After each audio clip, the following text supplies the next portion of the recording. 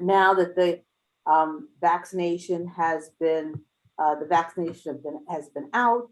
Different states have different levels of vaccination, and everyone's talking now about this Delta variant. So I wanted to talk a little bit about that.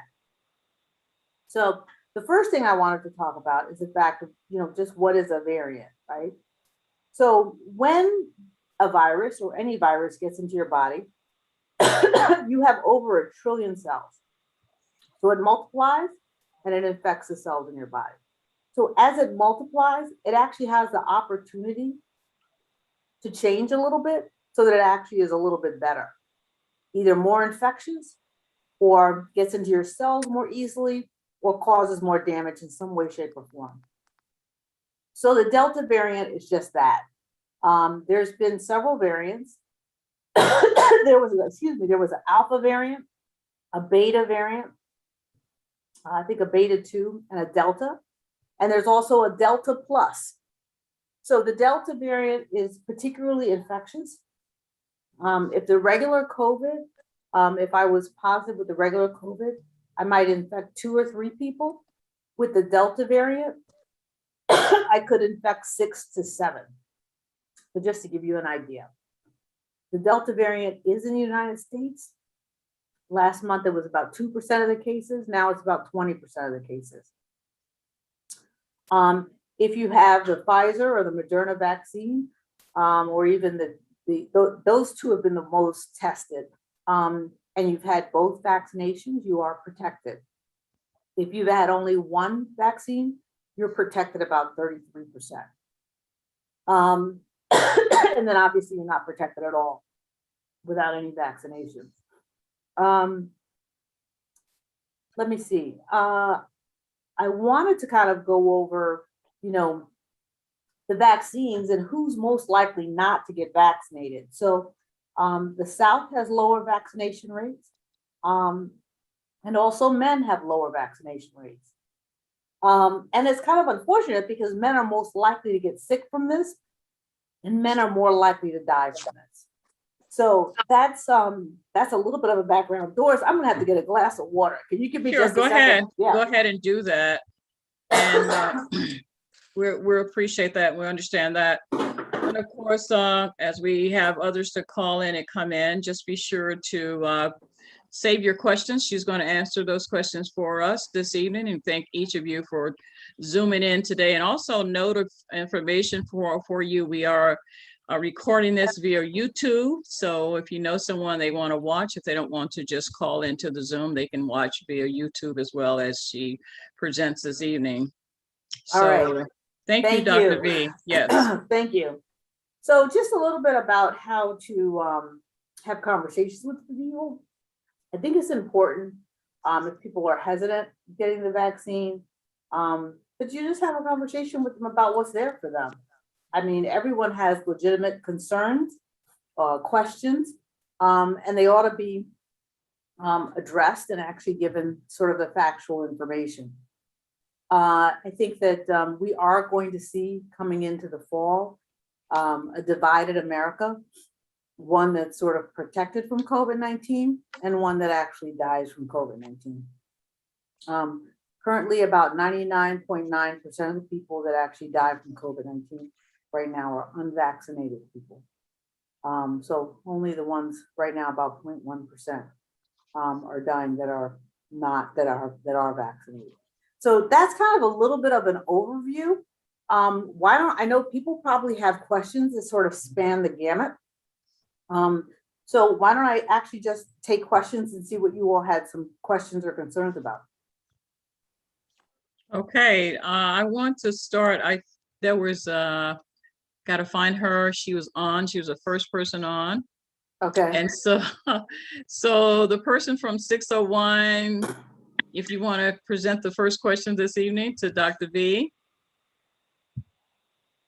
Yes, this is Marion from Mississippi, Laurel, Mississippi.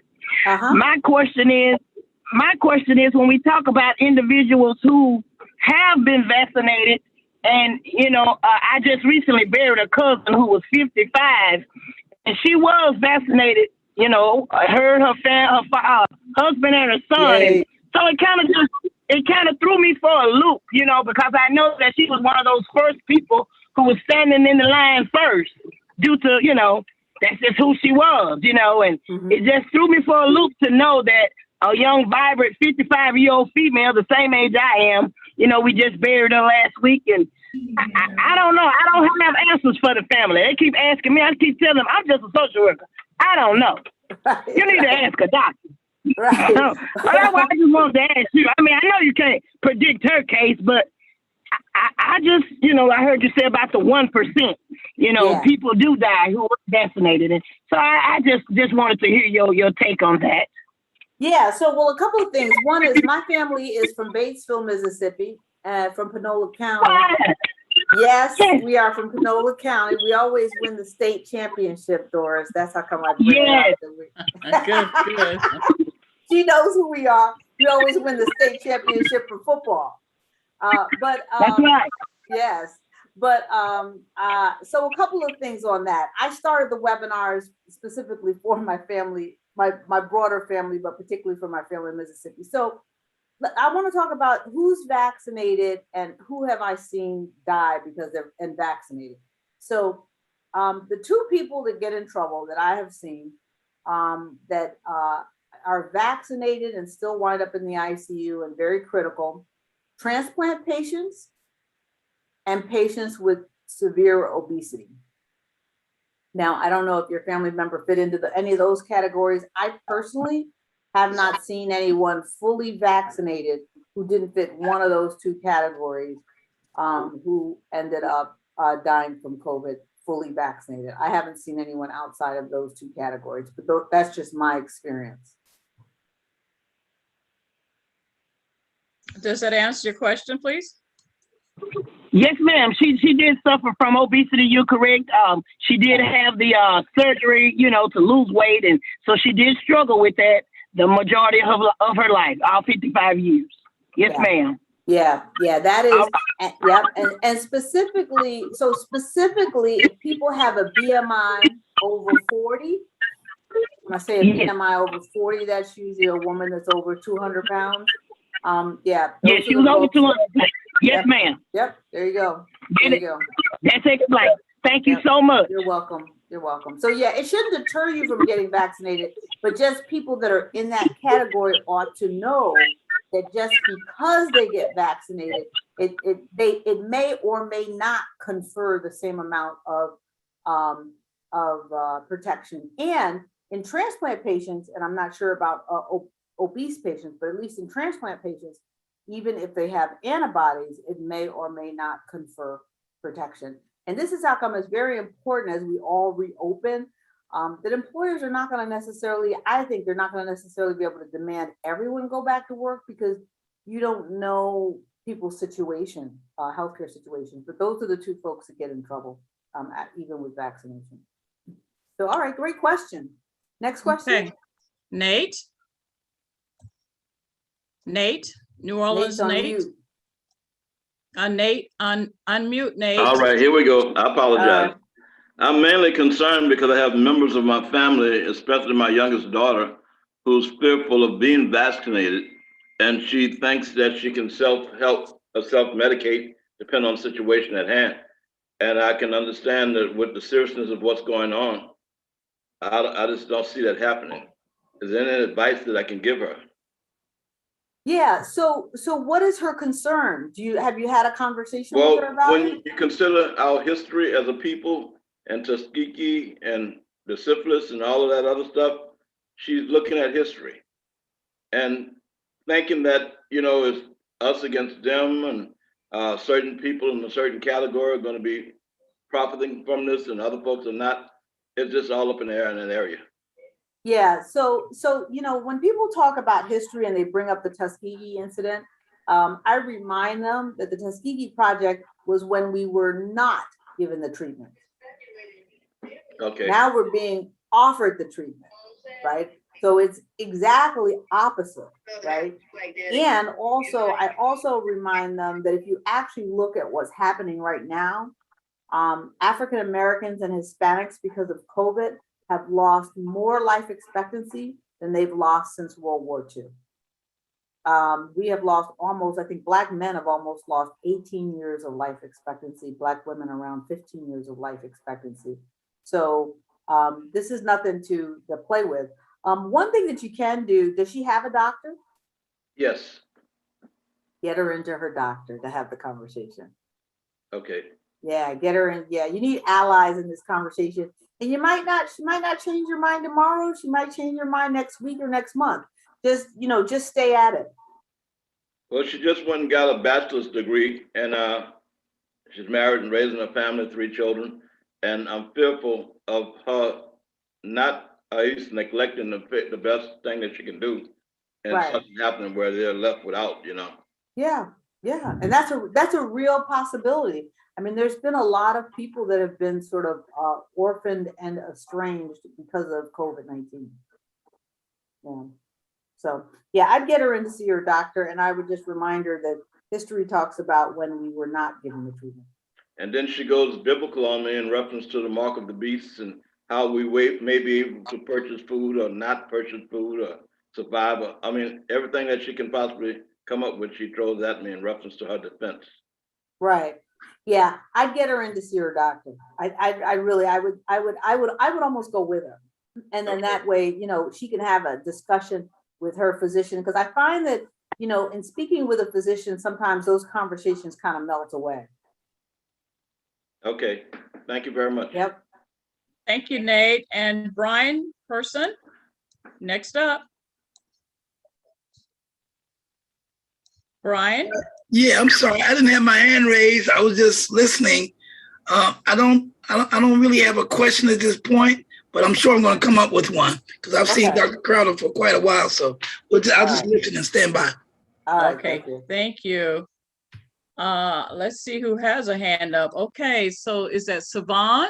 Sivan, go ahead, please. Yes. Hi, how are you? Hi. I had a question. Just wanted your thoughts with the Delta variant going on. Just what are your thoughts with co-parenting with someone who is unvaccinated and doesn't have plans on getting vaccinated? And of course, young children are not able to at this point. Yeah. So how old are the kids? A 3-year-old. A 3-year-old. And so it's just one child. Yes, just one child. So of course there was, hesitation during COVID. So now things are opening up. So now it's the other issue of vaccination that comes up. So it's difficult. Right. So, and is the child healthy or is the child overweight? The child is healthy, and actually, the child, as well as myself, already had COVID in the past, but okay, you never know how long immunity lasts. But the child is healthy, not overweight. He does have some breathing things in the past, like bronchiolitis, but not. Sorry. Okay, that's not, all right. So did both of you get COVID? Or anything. Wait, did you and the child get COVID? Yes. How long ago? January, but I'm fully vaccinated. How long ago did the child have COVID? January. Yeah.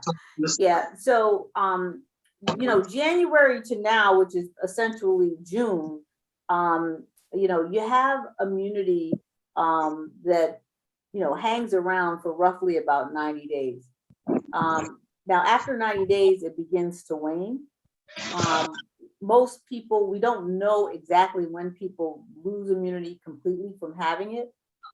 If you had the vaccine, obviously, when you have had COVID and then you take the vaccine is actually even more effective for you than it is for someone who's never had COVID and takes the vaccine. Almost 10 times more effective. So you're protected, your child isn't necessarily protected. But more so than co-parenting, what sort of child care is going on? Because what I'm seeing is the kids that are 2 and 3 are getting COVID from daycare. No, he's home with me. So he's home. Yeah, he's not, he doesn't have any way of, at this point, really being exposed. Yeah. Yeah. So, you know, when you say that they've had respiratory symptoms in the past, like bronchiolitis, I wouldn't necessarily, I would limit, I would limit any exposure to anyone who's not vaccinated, if it were my child, until the child can get vaccinated. And Okay, the other thank you. children. All right, thank you. Yep. Okay, thank you. And Danielle, Hello. good evening. Hi. Haven has a question. Hi, Dr. V. And then I'll have Hey, how are you guys? you talk. I'm good. Good. You're gonna ask your My question? question is, I'm going to school and I'm 11 years old now, and I want to ask if they'll be coming up with a vaccine for children who are 11-year-olds and younger. Yes, yes, they are. So right now, the vaccine is 12 and up, so you're close. When do you turn 12?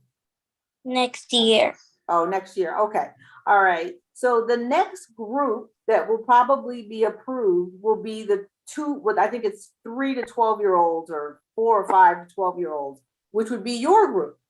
And I think that group is actually going to I think that vaccine is going to get approved given how far the studies are. I think they will be approved before Labor Day for emergency use. The issue is going to be, you know, finding a place where you can get in line and get it before school starts. But it is really important for those kids that are 6th grade and less to actually get the vaccine before going back to school in person. But I think you might be able to get the vaccine before you go back to school, which then would be great because you can have a normal school year. Yeah, I've been going to school, but I've had to have my mask on. Okay, you've been going to school with your mask on. Okay, good. And you've been keeping it on. Yes. Good. Except for at lunch, you said. Okay. Okay. All right. Okay. Sounds great. And my question, I just heard you say that you've been finding that kids 2 and 3 have been getting COVID from daycare, and now 2 and 3-year-old my grandkids, they are in daycare right now. It's a family member, but still they're out in daycare. So what do you think they're getting it, like maybe from the other parents who are working and around other people, or? I would just like to say that we've all had COVID already. No, we haven't. So, you know, that situation I told you about, the grandfather who had it actually in February of last year, and he didn't find out until he got a bill in September of last year. Right. So never told him. And so we all were just helping to take care of him and thought he just had a really bad cold for about 3 months. 3 months, yeah. The bill said tested positive for COVID-19, but no one. And this was so a couple of things. One is, you know, if you had any exposure to COVID by actually getting the antibody test.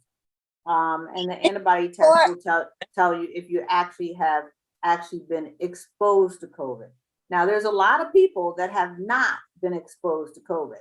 Now, what I will tell you, though, is important is that the concentration of COVID-19 when you get infected is higher in your brain than in your lungs. So there's a lot of people who are having problems with anxiety, focus, memory. So it's really important, if you haven't been exposed to it, to not be exposed to it. And that's what they call some of the long haul symptoms. Somebody put in the chat, and I just want to respond to that. They said, when will the vaccine be ready for 5 to 6 year olds? So the next group that's actually going to be approved will probably be either 3 to 12 or 5 to 12. Those studies right now are in their final stages. They have not submitted yet for emergency use authorization. I would anticipate that they will be actually filing for emergency use authorization within the next 30 to 60 days. So it is possible that those could be approved prior to the school year. Okay. Thank you so much. You're welcome. You're welcome. And thank you. And next up, we'll hear from Teresa or Terry. Terry, I apologize. Terry. Mary, you're Hello. on mute. Yes, thank you. How are you? Good. Thank you for doing this, and thank you, Danielle, for sending me the link. I have a couple of questions and very short. The first being, I know that we have emergency approval for the vaccine, but when will we have full FDA approval for the vaccine? Yeah, you're probably going to see full FDA approval for the Pfizer vaccine sometime this summer. That should happen in the next also 30 to 60 days. The Moderna and the Johnson & Johnson were a little bit further behind. So the Pfizer vaccine will be the one that will get full approval first. And that will probably come in the next 30 to 60 days as well. I've heard that they're near completion of that trial. The other thing is that there is going to be another vaccine called Novavax that will be applying for emergency use authorization probably in the next 30 days as well. And that was tested at a number of different centers, but one of the centers it was tested at was Howard University. My school.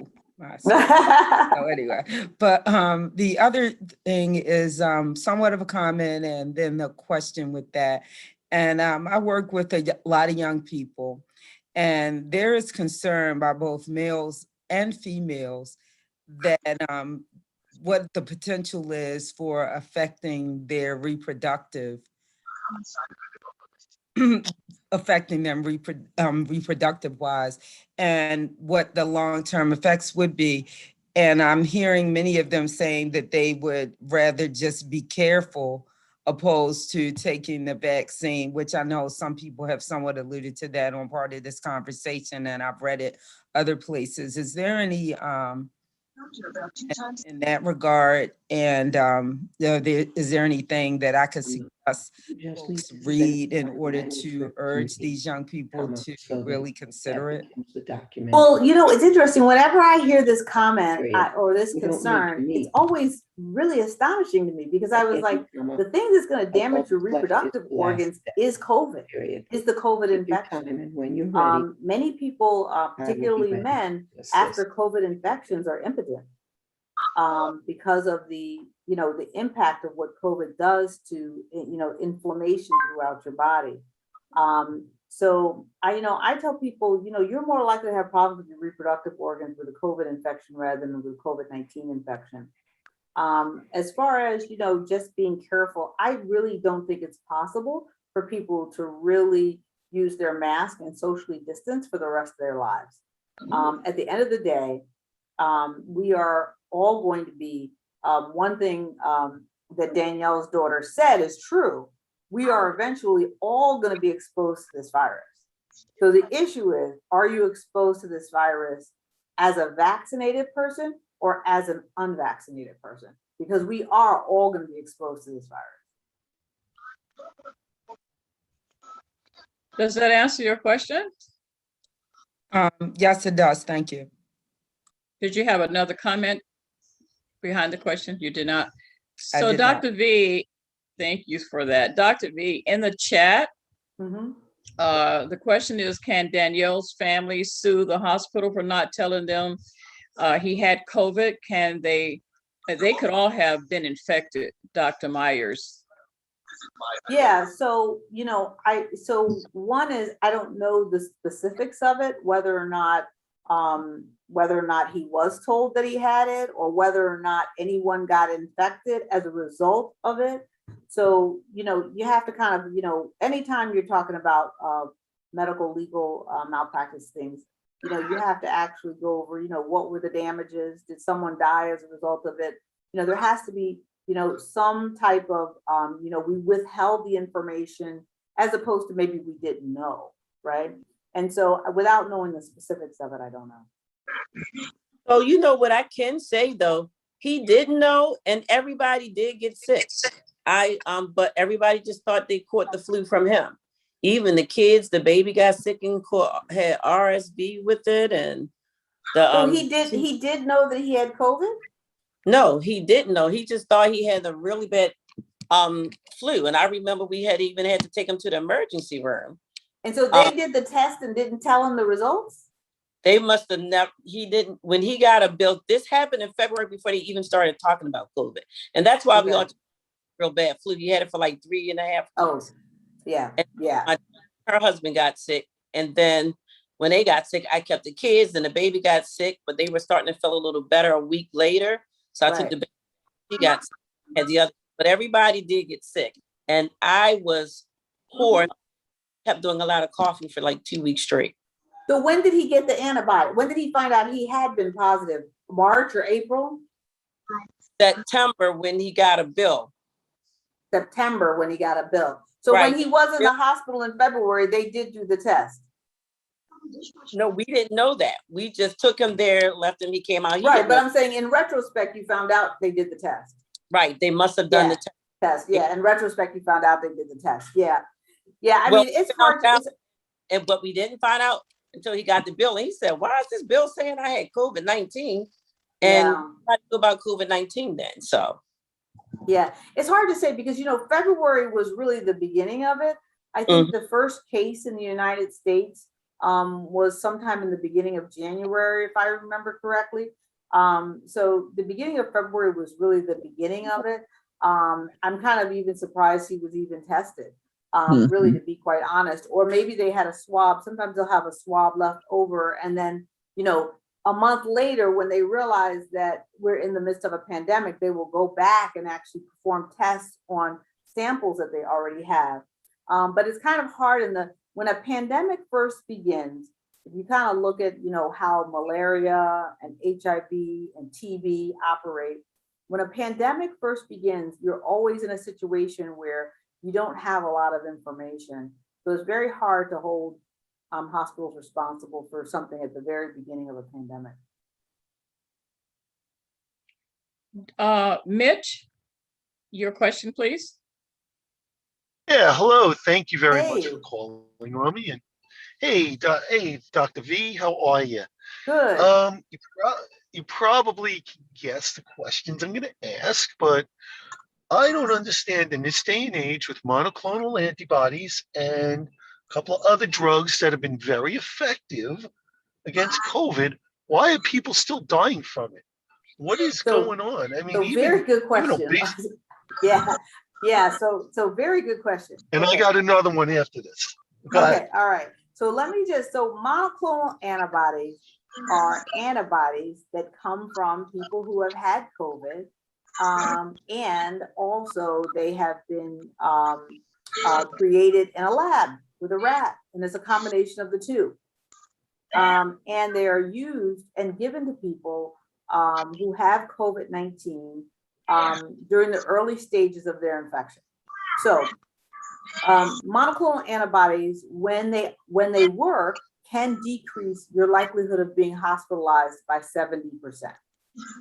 So they're very, very significant in decreasing the hospitalization rates and the severity of COVID-19. So here's why they sometimes don't work, though. Sometimes they do not work because they're given too late. So, they have to be given within 9 days, and they work better on the second day, on the first or second day, than they do on the 9th day, right?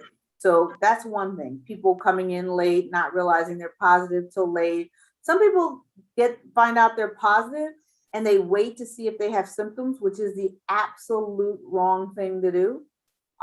If you become positive, you need to go in and get evaluated and see whether or not you qualify for monoclonal antibodies before you get sick. So part of the reasons why people are still dying is because they come in late for the monoclonal antibodies. The other reason people are dying is because they may have a variant. So again, the monoclonal antibodies are often for, maybe the first strain, maybe one of the variants. The antibodies, the variants, as these variants, the Delta and the Delta Plus variants, they're more likely to be able to escape the antibodies. That's one of the things that the variants actually do, is they actually become more efficient.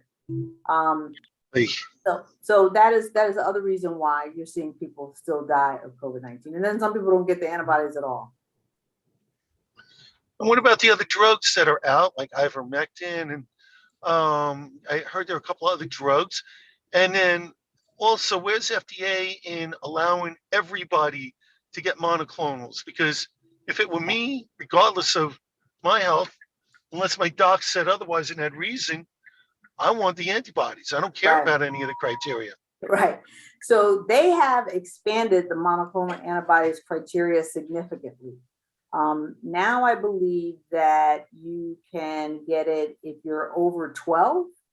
Now I believe over 12 years old, you might have to have a risk factor, but certainly over like 18. I mean, you almost, you can almost get it for any reason. They have a BMI over 25. I mean, just as an example, I'd qualify for that. I'm not, I wear a size 12, I'm not, I wouldn't be someone you'd consider obese, but basically, unless you're rail thin with absolutely no risk factors at all, they're going to give you the monoclonal antibodies. And some places will just give them to you anyhow. But yeah, originally when they came out, they had pretty strict criteria. And I agree with you. I think they should have just let them rip. I think there was a concern about whether or not they were going to have enough. And of course, it turned out that they had more than enough. And they had more than enough to give to everyone. The monoclonal antibodies is an interesting conversation because as we get more variants, the monoclonal antibodies become less relevant unless they update them to the variants that we're seeing. Now, can they test you and tell what variant you have? And is there an incentive to upgrade the monoclonal antibodies? So yeah, so good question. There is a part of the Biden package that was like the 9 trillion that was done for surveillance. And part of that surveillance is actually testing to see which variant is where. So you may not get that information because the information about the variant may come a month, weeks later, right? So you may not know about the variant, but they are collecting at a population level, what is the penetration of the particular variants. And once a variant is strong and hardy, it then takes over as the predominant variant. So like this Delta virus will take over as the predominant variant. Similar to the way COVID took over for the flu. Like you didn't hear about anybody getting the flu last year, right? Because COVID actually it took over. So the predominant virus will take over. So the Delta virus and the Delta plus virus will become the predominant virus. But if you don't know what kind of variant you have, or if you have a variant, you don't know the X weeks or months later, then you can't get the effective monoclonal for that variant that you have. Oh, good question. So yeah, so what they're doing is so when you talk about the variants and which one you have, that requires very detailed genetic testing, which takes too long to actually make a clinical decision. So what they do is they actually give combination drugs. So the antibodies are often combinations, so that way you're getting the combinations that we actually have. But good question. Okay, great. Yeah. Thanks. Daryl Mosby has a question in the chat. Daryl, do you want to present that question to Dr. V? Daryl?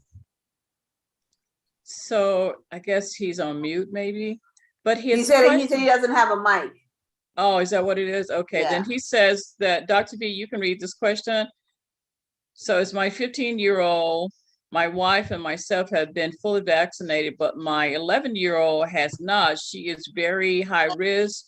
In her 11 years, she has been hospitalized 4 times for asthma. What advice would you give for protecting her while letting the 15-year-old start to have life again? Yeah. So I don't know what city you're in, but I would say, one is consider putting her in a clinical trial so she possibly gets a vaccine. That would be one option. The other option is that they really just have to make sure the 11-year-old and everyone in the household, needs to, in addition to wearing masks and social distancing, I would keep the windows open, and you want to aerate the house, okay, because that makes a huge difference in transmission. I would also upgrade the filtration system. You want to get a HEPA filter, HEPA. I'm gonna put that in the chat. It's a HEPA filter. They're not that much. They're like maybe $30 or something. They're at Home Depot, but it's a filtration system for your air conditioning and heating unit. It's just a filter that you put in, and it captures more particles, more COVID particles. So those would be the things. Okay. Does that answer your question, Mike? I mean, Daryl? Also, Dr. V, there's another question in here. And Danielle, you want to come on again, Mike, and ask the question, you and your daughter, about the rashes? Oh, okay. So, hi, thank you. So I was just wondering if in kids, have any of the who may have or could have the virus, have they noticed anything about rashes and nosebleeds? Yeah, okay, so a couple of things. So kids can get what we call a couple of things, what we call COVID toes.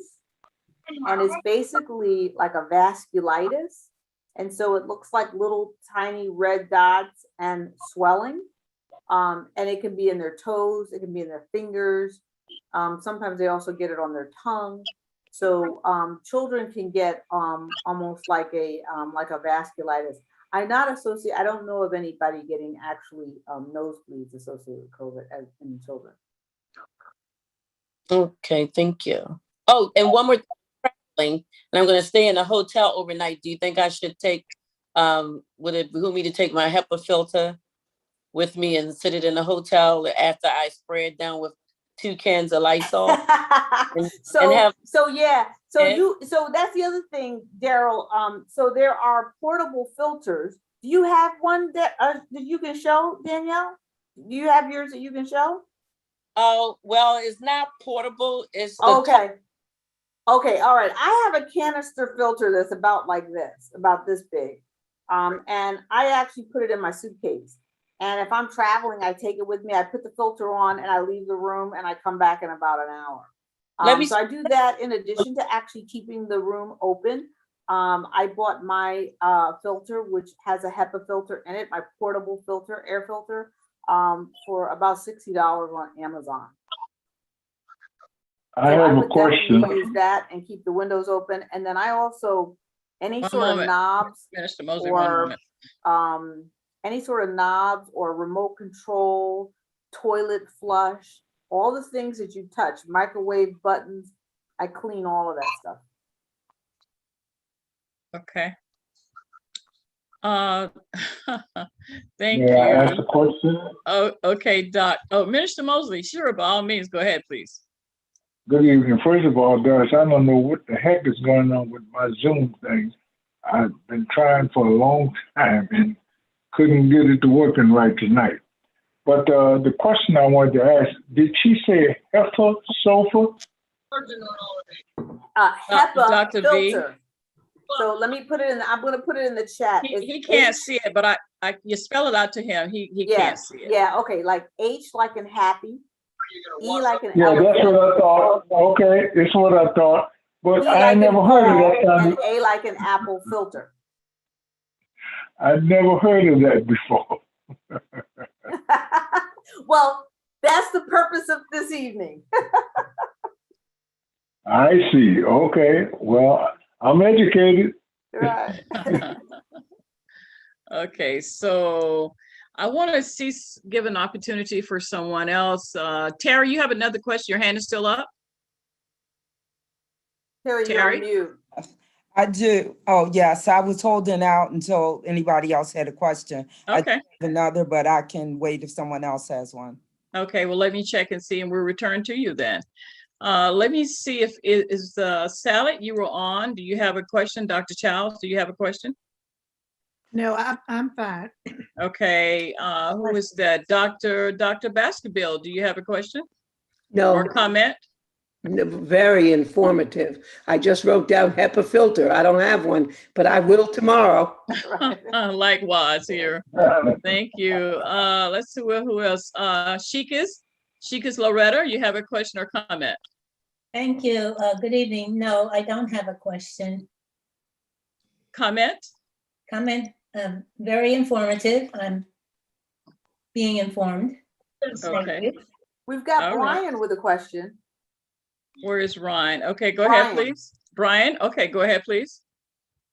I just want to say thanks again, and I kind of came in when she first started this thing, and I was asking a bunch of questions, and I've been typing down the question and answers for myself so I can have for my background. But I do have a HEPA filter. I bought two of them from Costco. They got a nice sale on them, and I put one.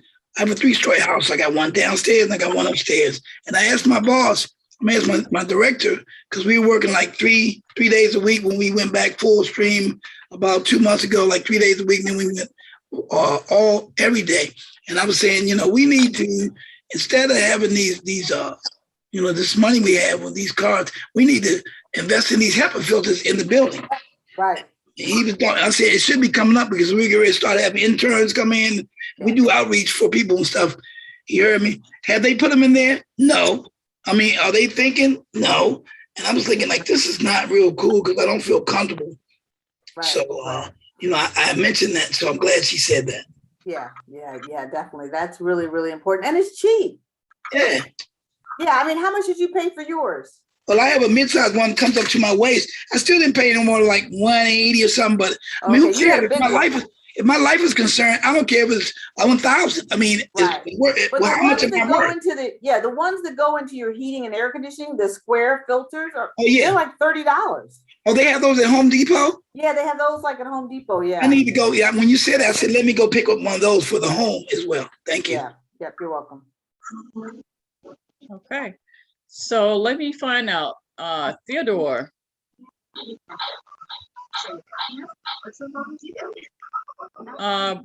Brian again. Theodore, question or comment? Theodore, okay.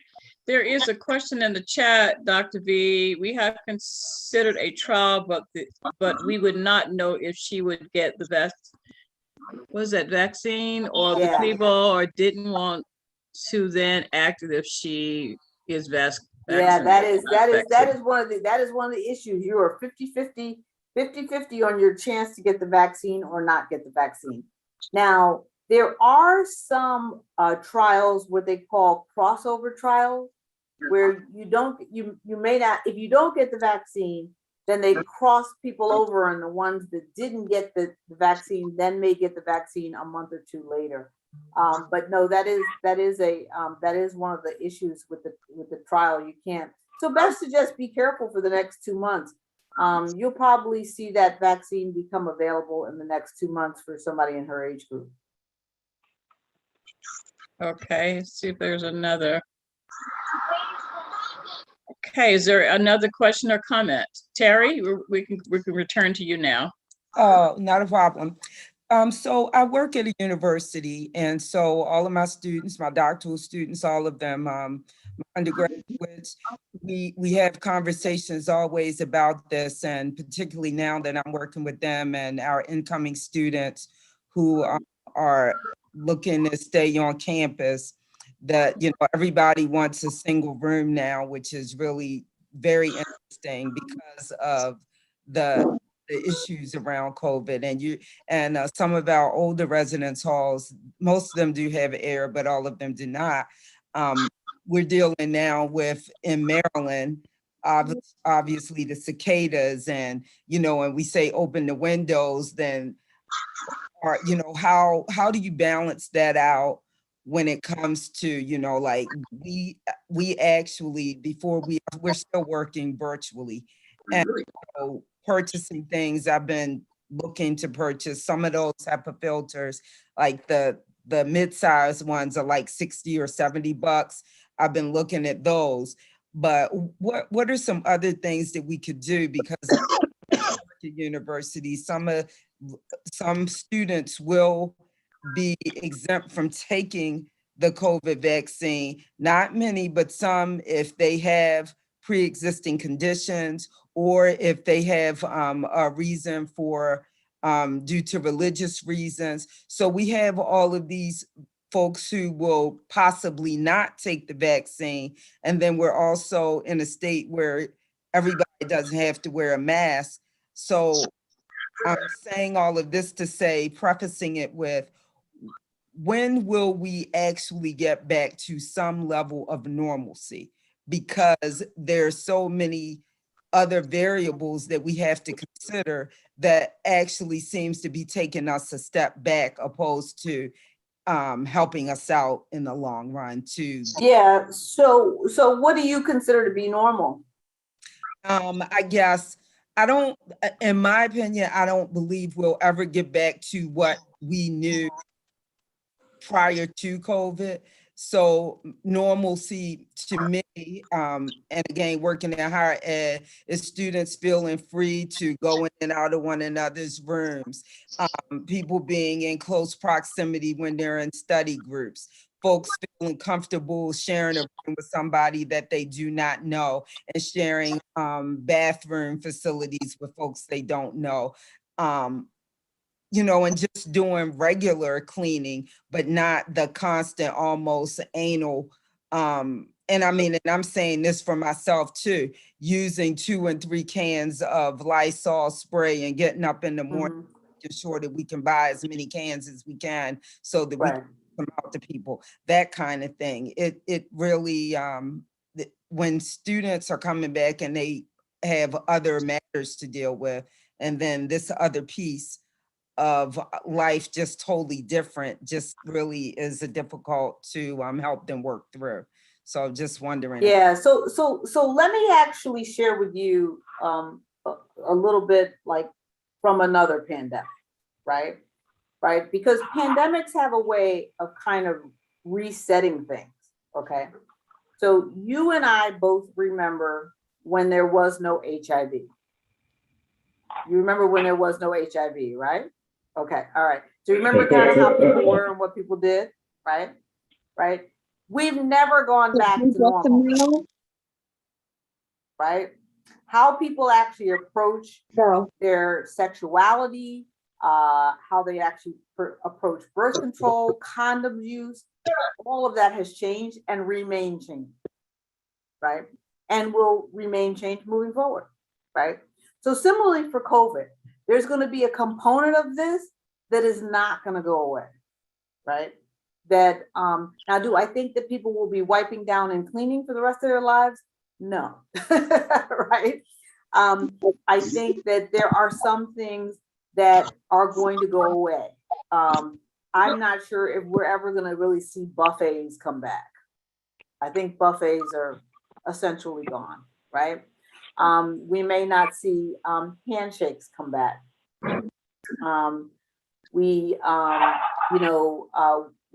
I think that as far as, in a school setting, what will normally happen in a setting like that, where you might have some people that are unvaccinated, what I find it happens is that the unvaccinated people act like they're vaccinated and then catch COVID. Almost 10 o'clock. Okay, if somebody mute, would you mute your phone, please? I didn't hear your last part. I'm sorry. Yeah. So in a setting where there's vaccinated people and unvaccinated people, the unvaccinated people begin to act like they're vaccinated and then catch COVID, right? So it would be really important to actually, from a liability perspective, those people who opt not to take the vaccine to come into the school actually clearly accept all risks associated with catching COVID on campus, because they will catch COVID, right? So, I don't think that people need to be as concerned if they're vaccinated about necessarily, study groups or things like that. We as physicians, we're all vaccinated. We go into meetings together. We're working around a small table together, oftentimes not even with a mask, because we're fully vaccinated. We might be outside of the hospital or inside the hospital, but we will get together with small groups. So I think the studying in small groups will kind of go back to normal, but people are going to really know who's vaccinated and who's not vaccinated, because the vaccinated people are going to get sick. But you know what? I remember the flu. I don't know when the flu came into being, but I haven't taken a flu shot since 1996, when and the only reason why I took it then was because to go back into New Orleans to check on my property and things of that nature, they made it mandatory that you had to take the flu vaccine shot in order to go back in and check on your stuff. Right. And I got sick as a dog from that, and I've not taken one since then. Now, my lovely wife and lots of folk I know, they take the flu shot every year, regardless, religiously, but I don't take that. Yeah, so one of the things that I tell people all the time is the flu and COVID is like comparing an ant to an elephant. It's just not the same thing, right? And the flu is the ant and COVID is the elephant. It's not the same thing. I tell people, if you don't want to take a flu shot every year, don't take a flu shot. You know what I mean? I mean, that's not as big of a deal. COVID, much bigger deal. We don't have people in the ICU on a ventilator for months because of the flu. We don't have people whose kidneys shut down and wind up on dialysis because of the flu. I've never seen someone need a double lung transplant because of the flu. Okay, I've seen all of that with COVID, right? And more, clots, strokes, cardiomyopathy, myositis. I mean, I'm just saying, it's not the same. It's not the same thing. If somebody said they didn't want to take a flu shot, I mean, that's not that big of a deal. But if somebody said they didn't want to take a COVID shot, I'm like, you're crazy.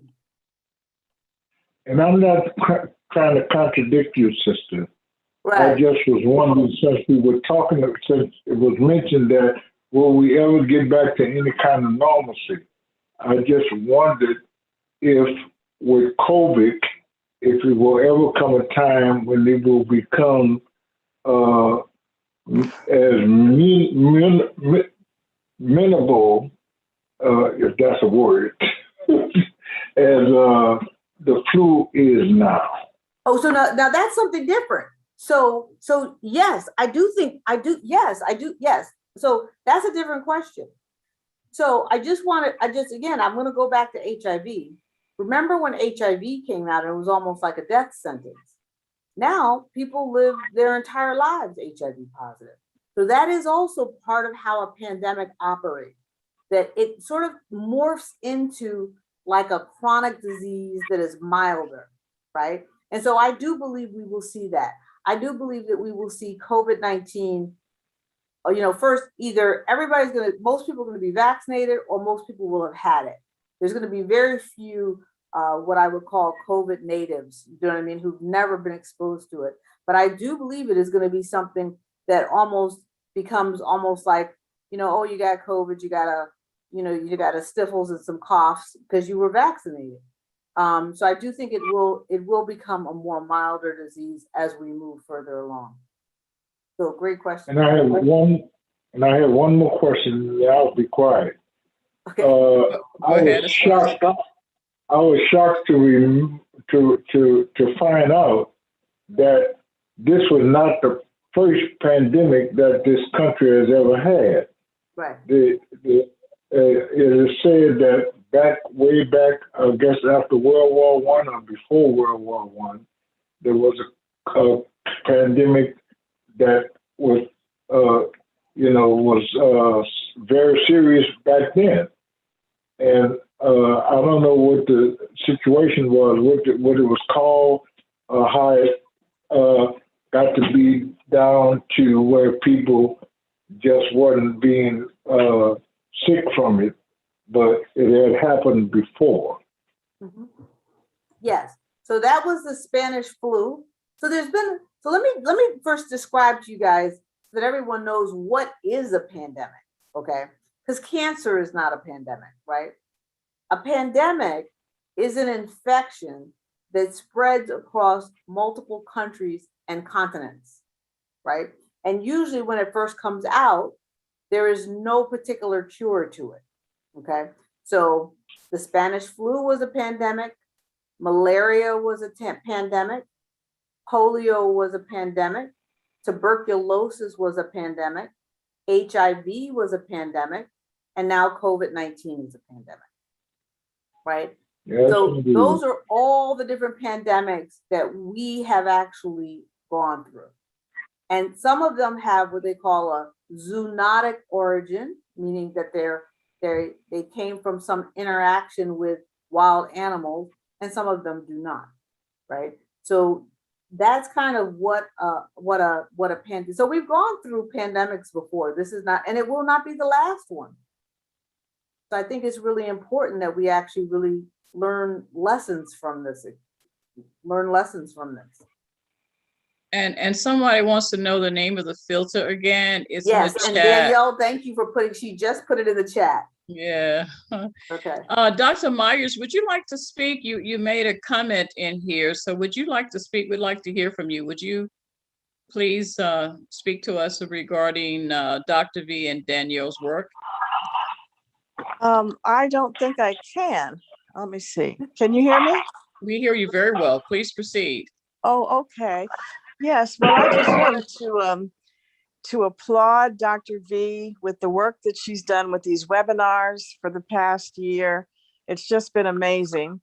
And Danielle Smith, who's been on the webinars, it's been wonderful for Danielle to learn. And now she's become a real advocate in the city of Baltimore and around Maryland, helping people get vaccines. And both of those women have gone to White House meetings representing our organization, Black Women for Positive Change. And Dr. V, of course, led a demonstration in Pennsylvania a few weeks ago. And she's been on the radio. And I just want everyone to know these two women are working so hard to get people, to encourage them to get vaccinated. And those are the kind of leaders that we need. And today I was just so pleased to see that the White House, the director of the COVID project herself, complimented our organization for the work it's doing with COVID.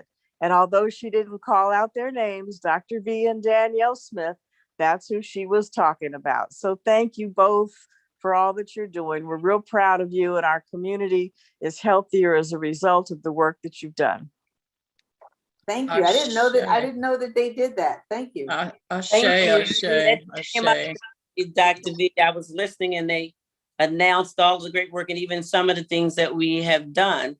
And so that was really a big surprise because there's over 4,000 partners. And the fact that we got called out was really good. Yes, and Danielle has a copy of the video, and tomorrow we're going to send it around to everyone where you'll be able to hear her. What's her name, Danielle? The doctor? Oh, I have to look at it again. I'm sorry, I don't have my notes. Okay, well, the doctor names our organization, so you'll be able to hear it tomorrow. Nunez also. We also have one from Secretary Nunez. Yes, Secretary. Yeah, he's Health and Human Services. Health and Human Services Secretary to us, yes, and also as well. And let me just say this. You know, if you have a community, whether or not it's a church or a chamber of commerce, or a community that you think would benefit from actually hearing the actual webinar with the slides and going through everything, just reach out to me on my website. I'll put it here in the Doris knows how to reach out to me. I'm putting my email website there, and I'll also put my email, and just feel free to reach out to me. And if you have a community that you think would benefit from hearing this information, you can just reach out to me and say, hey, could you do something? That's what Doris did. That's how we did this. And my goal is that everyone gets access to the information. Yeah, and I'd like to say congratulations to you and Danielle. That's phenomenal. I would also like to see if Chief, you have a question or comment? Chief Frazier. No, ma'am, but very pleased with this valuable discussion. Thank you. Okay, thank you, Chief. Is there anyone else? I go back to Danielle. Your hand is still up. Yeah, I was just going to say, you guys, I was a little disheartened. We took my granddaughter, my nephew to Six Flags because we figured, we go early. And of course, it was a lot of people. There still was good spacing, distancing. But I will say that 90% of the individuals did not have on a mask. And out of the probably the 5 or 10%, we did have our mask on. Most of the time, my husband didn't because he kept saying we're fully vaccinated. But but you don't know who else. It looks like most of these people aren't vaccinated. But of course, the kids couldn't wear the mask when they went into the water or when you ate. So I just wanted to say it's just scary because I'm like, are we going to go back around the end of the summer or the beginning of the school year back to the same situation we had? Because most of the people who, since they opened up everything and they were told they didn't have to wear their mask, they feel like they're good. But then again, we can still get sick. I mean, not get sick, but get the vaccine, COVID, and give it to someone. And so I'm a little worried, like when you around the kids who are 11 and under who can't get the vaccine. Yeah, that is the issue with like vaccinated parents that might be going out and doing whatever and coming home to an unvaccinated child, right? And so, and I tell people, I just diagnosed 2 days ago a 2-year-old with COVID, and he was very sick. I mean, he was, almost like a wet rag in his mother's arms, and she's fine because she's vaccinated. Now, you never know who gave it to whom. But that is the issue, is that, you really do need to take an extra precaution when you're around children that have not been vaccinated. And, I want to actually also say, which I think is really important, is that people minimize the mortality rate, the death rate for children. And so, in Europe, they did a study, the death rate for children was about 1%. And that was, 0.1%, but that was without childhood obesity, which we have here, right? So when you look at some of the photos of the people who are dying from COVID, when you watch the news and they put the photos up, you see children in those photos, and they're usually children that are overweight. And I say that to say that you really want to make sure, whether or not it's asthma or overweight or a kid who's had a transplant, and Down syndrome is also a very, very big, very big risk factor. You just really want to be careful around the children. Okay. Terry? Yes, this really is. I've been on so many of these, but this is really interesting, and thank you for this engaging dialogue. One question I have, within my sorority, I'm chair of social action, but also when you talk about disability-related issues, I'm the director of disability services at Johns Hopkins University. And one thing that I think about is, what can we do as not outside of our roles, but just as individuals to help promote the need to wear a mask? I'm like, if you accidentally muted yourself. Terry, you accidentally muted yourself. Okay. All I heard, what I heard was, what can you do to promote wearing a mask? And that was the last thing I heard. Okay, then, all right. Okay. I don't know what's happening. My thing keeps going and for some reason. But what can we do to instill in others or to promote the need for folks to wear a mask? Because it seems like that would mitigate some of the exchange of the disease if we didn't have the folks just deciding that that's not a necessary thing any longer. Like, should that be something that we do within organizations and everywhere, just encourage it, even just highly recommended? I know that there, wash your hands, the distance away and wear your mask, but I'm not seeing that that rhetoric as frequently as we did initially. And it feels like that needs to come back. Well, And yeah, so let me explain a little bit about that. So what they basically we get herd immunity right around 70% people immunized. Now, herd immunity doesn't mean that you can't get COVID, but it means that enough people, the transmission is a lot less, right? So that is the point at which the mask mandates are going away. So in certain states, DC hit 70%, Pennsylvania hit 70%. Most of the Northeast has hit 70% vaccination rates. So you're seeing in those states, the mask mandates go away. Now, in some southern states, they never had the mask mandates, despite, whether or not there was a vaccine or not. So what you're kind of talking about is they kind of have decided that, okay, we're not going to be able to keep people in masks forever. So at what point is it the safest to allow them to go ahead and take the mask off? And they've determined that that amount is basically when you have 70% of the population basically vaccinated. Now, can you still wear a mask? Yes. Should you still wear a mask? A lot of people do indoors. Do you know what I mean? It's interesting, I work in a hospital. I wear a mask indoors a lot of times, but I don't wear a mask as much as I used to. You know what I mean? Because it does get, 12 hours in the thing does get a little uncomfortable. So, that's just the boundary that has kind of been set because of herd immunity. And that's what they've and that's why you're seeing all the mask mandates come down. And they're usually coming down right at 70%. I think Michigan is coming down next.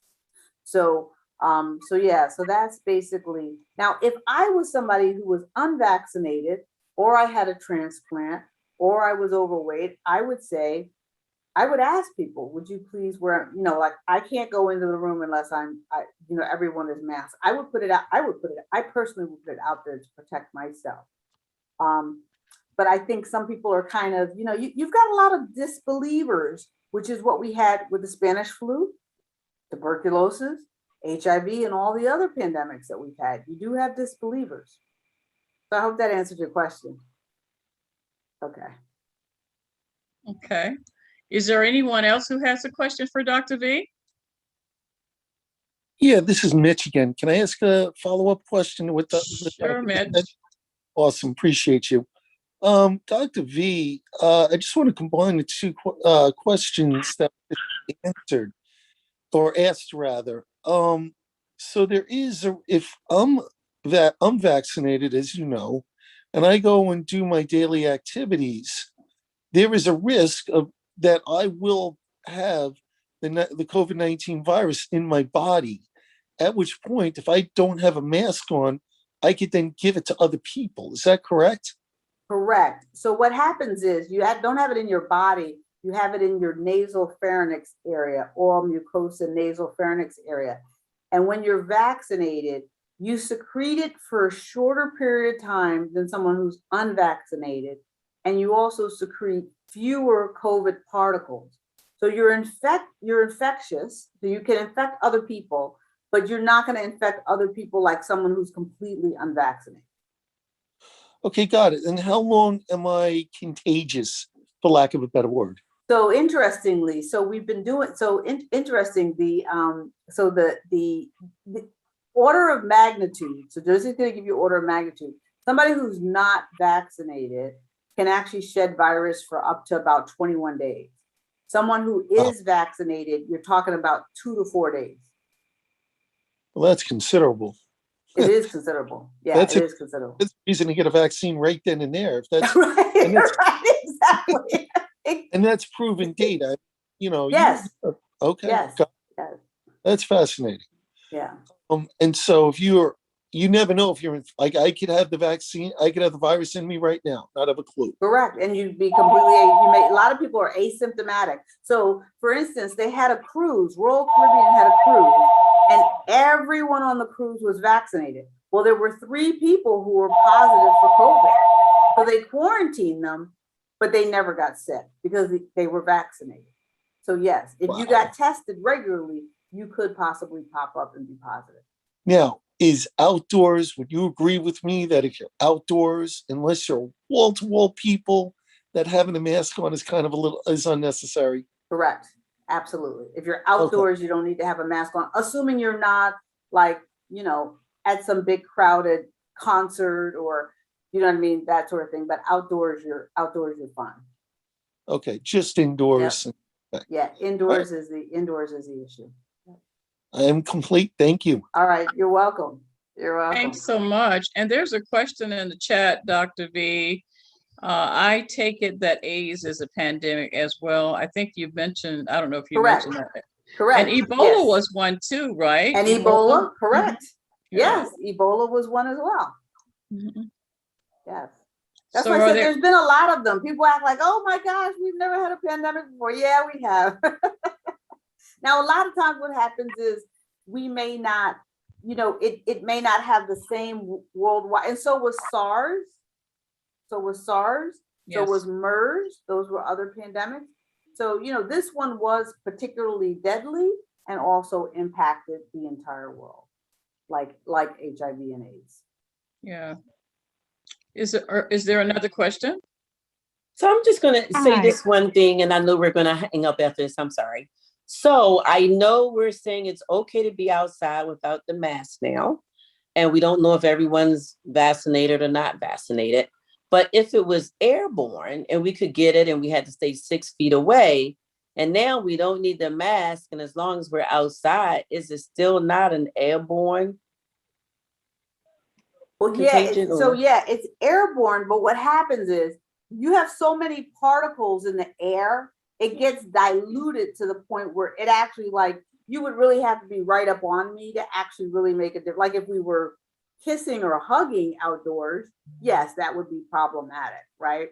But if you're outdoors, it is airborne, but if you think about how many particles you have in the air, it gets significantly diluted, and then you have to have a minimum threshold of virus particles to actually cause an infection. Okay, gotcha. So vaccinated people, when I was at an event the other day and everyone there, just about 99% of the people were vaccinated, we were told. But the vaccinated people who were sitting near you started coughing. I was like, oh Lord, wait a minute. But I was like, maybe they're just choking on something. I don't know, but I got out of the way real quick. So that's another thing that's gonna take a while to go back to normal. People coughing and sneezing. I mean, I was in a Target and this woman took off her mask. This was before I had the vaccine. She took her mask off and sneezed as opposed to sneezing in the mask. I mean, I think I ran all the way to my car, right? So yeah. That's interesting. I have one about the J&J vaccine. And so could you address that, please? Yeah. So good question is that, I tell people I would feel totally comfortable taking the J&J vaccine. The reason why the J&J vaccine was stopped was that so that they could actually inform us as physicians of how to actually treat the blood clots. It wasn't that there were a lot of blood clots because the incidence of it was less than the incidence of birth control pills. But the issue is, if you have a clot from a birth control pill, or you just have a clot because you sat on a plane for 15 hours, we treat you with heparin. Then you get converted over to Coumadin. With the J&J clots, if you treat someone with heparin, it actually gets worse. So that's how come they had to stop it, because the treatment is actually completely different. And they actually had to put the labels on it so the physicians know if you're getting ready to treat a clot, you need to ask whether or not the patient was vaccinated, because if it's associated with a vaccine, you may need to treat it differently. So the reason why they stopped it for the 2 weeks was mainly to educate us, because we were treating these patients with the standard therapy, and standard therapy actually makes them worse. So the one and done is okay. Yeah, the one and done is okay. We're giving it out in the emergency department now. You can come with an ankle sprain to my emergency department and you can get the one and done. Tell me which one. I did hear something about booster shots later on. Can you address that? Yeah, so right now we're studying to see how long do the antibodies stay, and when do you start to get a degradation of the antibodies. So there's two things. One is the antibodies decrease in concentration, And then the other thing is that your antibodies there's been so many mutations that your antibodies don't actually match the virus that's the predominant virus, right? So those are two reasons why you would need a booster, a different type of virus or decreasing your antibodies. So, right now we don't know, when or if we're going to need a booster. They are making boosters for some of these variants that they're seeing, and for some of these variants that are coming out of India that, haven't even fully gotten here yet. But I think that, that may be a possibility that we may have to have a booster. There's several shots, like if you get a hepatitis when you're in medicine, you have to get a hepatitis vaccine. And we have to get boosters for the hepatitis vaccine. So there's several shots where you do have to get a booster. So we don't know yet what the criteria is going to be. Okay. Dr. V, Daryl has a question in the chat. Yes, I see that. With the virus being diluted when outside, is the virus still a danger to be transmitted via touching a door handle or touching yourself? So really good question. So that really all depends upon the temperature and the humidity. So the virus actually does better in colder environments. And when I say does better, it stays on surfaces longer, depending upon the temperature. And basically, winter-like temperatures allow it to stay on surfaces longer, whereas higher temperatures do not. So I'm still very careful with, door handles and things along that order. So, I may, open them and then sanitize my hand, or open them or pull them open from the bottom rather than grabbing them from the side where everybody else grabs them, that sort of thing. But yeah, I think that that's going to be something else that may be a new normal. In the hospital, we have doors where we wave our hand and then they open. So we may begin to see more doors where you just wave your hand, toilet bowls where you wave and it flushes, those sorts of things where it can sort of be touchless. Similar touchless credit cards. You just touch it and you don't have to actually really interface and push numbers and buttons. I think we're going to see more technology like that so that we don't have to touch common items. Almost like QR codes or something, huh? Yeah, exactly. So if no one else has a question, I have many. So the next question then would be, as it relates to when you're food shopping and you bring your food home, then to clean that off. You want to share a little bit about that? And also, Dr. V, the next question would be when you're out eating. I mean, I haven't resumed eating out yet, but I I'll eat in, of course, but I'm a little reluctant there yet. So could you address those two questions for us? Yeah, so, the recommendation now from the CDC, because I was somebody who was cleaning my bags and cleaning my boxes and cleaning my bottles, and the recommendations from the CDC now is that you actually don't need to do that. As far as, but I do clean, for instance, like if I go to a gas station, especially like in the wintertime or when it's cold or in the morning, I will actually wash my hands before and after I pump or use hand sanitizers. So, and then your other question was eating out. I eat out primarily at outdoor restaurants or restaurants that have outdoor seating. I think I went into an indoor restaurant. We had reservations to sit outside. And then when I got there, they sat us inside and I was like, oh my gosh, this will be my first time ever. But we were able to get the manager to actually get us back outdoors. So I haven't really done an indoor restaurant. One thing that I will say to people, which is important, COVID is all about viral load, right? Which is how many viral particles do you actually get exposed to? So you get exposed to viral particles, the closer you are to the source and the longer you're actually staying in that area. So if I ate indoors, I would eat a bit faster and go. Right. But I have myself not, and I would, like, I'm not going to the movies. Yes. I'm not going to the movies. I'm not eating indoors. I'm really not doing anything like that kind of requires me to kind of take my mask off indoors in a setting where there's lots of other people. I'm personally not doing that yet. Okay, very well. Are there other questions from anyone else? Good information, Dr. V. Now's the time. If you have a question, Gail, if you have a question. Anyone else with a question? I don't see any hands up. So What about traveling? Sally, Dr. Very Childs. good. So very good question. Very good question. So I actually have my first plane ride coming up the end of July. I actually have decided to take shorter trips. I'm not doing anything this cross country.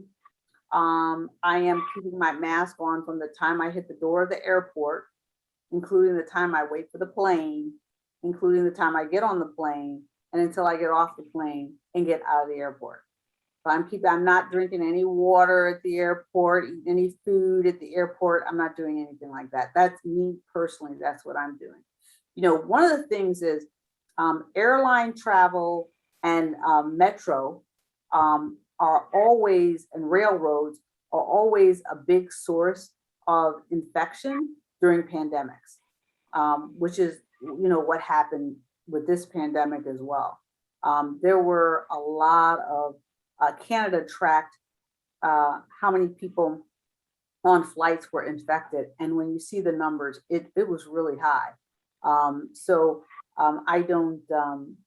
wouldn't recommend that anybody who's not vaccinated. I mean, if I was not vaccinated, I wouldn't get on a plane at all. I had to get on a plane when I was not vaccinated because I was on a contract working in the emergency department, and I wore a full respirator mask with the 2 ventilators on the side. So, you know, that's a good question, Dr. Childs. I am thinking, I know pretty soon we may have to take a trip to New Jersey, and a trip that I don't want to have to take. And I'm thinking, well, maybe we should just rent an RV or some unit, traveling a unit like that, so we don't have to stay in the hotel. We could stay in the RV. So RVs, they say, are flying off the shelf. People say yes. the RVs, right? Yes. Yes, and so we've been looking for a camper or something that we could stay in when we go there, right? Versus staying in the hotel, because I don't want to have to go and try to sanitize down the room and all of that. So we're just thinking about that, and using the restroom also as you're traveling, you know, up the road there. That's kind of problematic for me also. So anyway, that's a thought. And so here we have in the chat from Daryl again. He basically wants to know, if you see that, Dr. V, he wants my to know daughter with is the, asking, there's a problem with picking up COVID from going to a park or playing outside on the slides and the swings. Oh, this is actually really good. So again, you know, you're less likely to get it from objects when it's the summertime. But again, I don't think I would do a public, if I was an unvaccinated child, I wouldn't do a public slide or swing. I just wouldn't. You know, if I was vaccinated now, that'd be a different story. But if I'm unvaccinated, I wouldn't do it at all. And so there's another question Daryl has also before that one, with the virus being diluted when outside. Is the virus still a danger to be transmitted via touching the door handle and touching yourself? I don't know if I ran over that. Yeah, and that's the one where I actually said, yeah, it really kind of depends. Outside, if you're outside and it's cold and it's the winter time, and that's how come you'll see these infections during the winter time from COVID-19 really increase in the winter time, because the virus lingers and actually you know, stays around longer in colder temperatures. Right. No, Dr. V, I have a grandson, the youngest of my 4 grandsons. He's 3, but my daughter had him playing soccer, and now he's doing, you know, a lot of things out, you know, he went to the beach this past weekend in Dallas, Texas, and they live in San Antonio. But I'm leery of those things, but she's doing that with him. So I don't know. No, I think the outdoor sports are okay. My issue would be, are they going to the movies? Is he going to daycare? Is he going to things where none of he's that. inside? Yeah. So Yeah. I would be less concerned with the outdoor things. Okay. Very good. Okay, well, Brian had another question. Brian, go ahead, please. Yes, I usually travel with a group of friends. Like 2 years ago, we traveled. We hadn't traveled since, so we were saying let's do a summer trip, and we did this. We arranged for it in February of this year because things were declining and things like that. Yeah. And all of a sudden, boom! We went May the 30th to June the 4th to Aruba, and they made you take the shot. Take the test 3 days prior to going, and then 3 days before you came back, and they had it right in the hotel where we stayed. We made sure we stayed at the hotel where they provided the shot instead of going somewhere else. Excuse me. I felt very comfortable with it because we knew everybody had to get the shot to go there. The problem was I did realize when I was at the place I stayed, the indigenous people were afraid. They hadn't had the shot. A lot of them like, did you have the shot? I was like, whoa.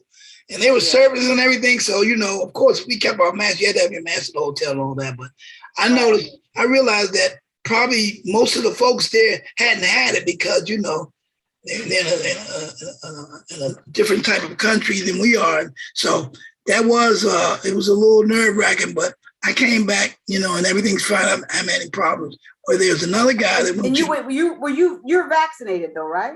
Yes, I'm vaccinated. I was vaccinated March the 2nd and March the 28th. So I've been vaccinated before that happened. But the guy at my job, he went to, I think it was Florida or somewhere, and he's been vaccinated, but he's awfully sick. He's been sick for like 2 weeks. Oh yeah. So let me just, a lot of countries like, and it's funny that you mentioned Aruba. So Aruba was one of the countries that that tried to get me to come down there and help them during COVID for about 6 months. But Aruba's protocols are very strict. And yeah, they're very, very strict. So I think it's important before you go somewhere, if you go somewhere that's lax, like you said, Florida's lax, right? If you go somewhere that's lax, you're more likely to catch it. You want to go someplace, you're going to go someplace that's stricter, right? Because that will be a place where you can actually navigate safely. Yeah, their restrooms were very, very clean. My wife and them said they went in their restrooms were cleaner than most hotels. And these were like in back outhouses and stuff. They were super clean. I was like, wow. Yeah. Very good. Minister Mosley, do you have another question? I hear you. Do you have another question? Minister Mosley? Doris? Yes, sir. Yeah, no, not right now, Doris. No. Oh, okay, then we just heard you. Okay, so Brian, did you have another question or comment? Brian? Yeah. Mitch has a question. No, I'm sorry. Brian, are you done? Minister Mosley, would you mute? Yeah, I'm gonna mute the phone now. Okay, go ahead, Chief. Go ahead, Chief. No, I just wanted to Minister Mosley to.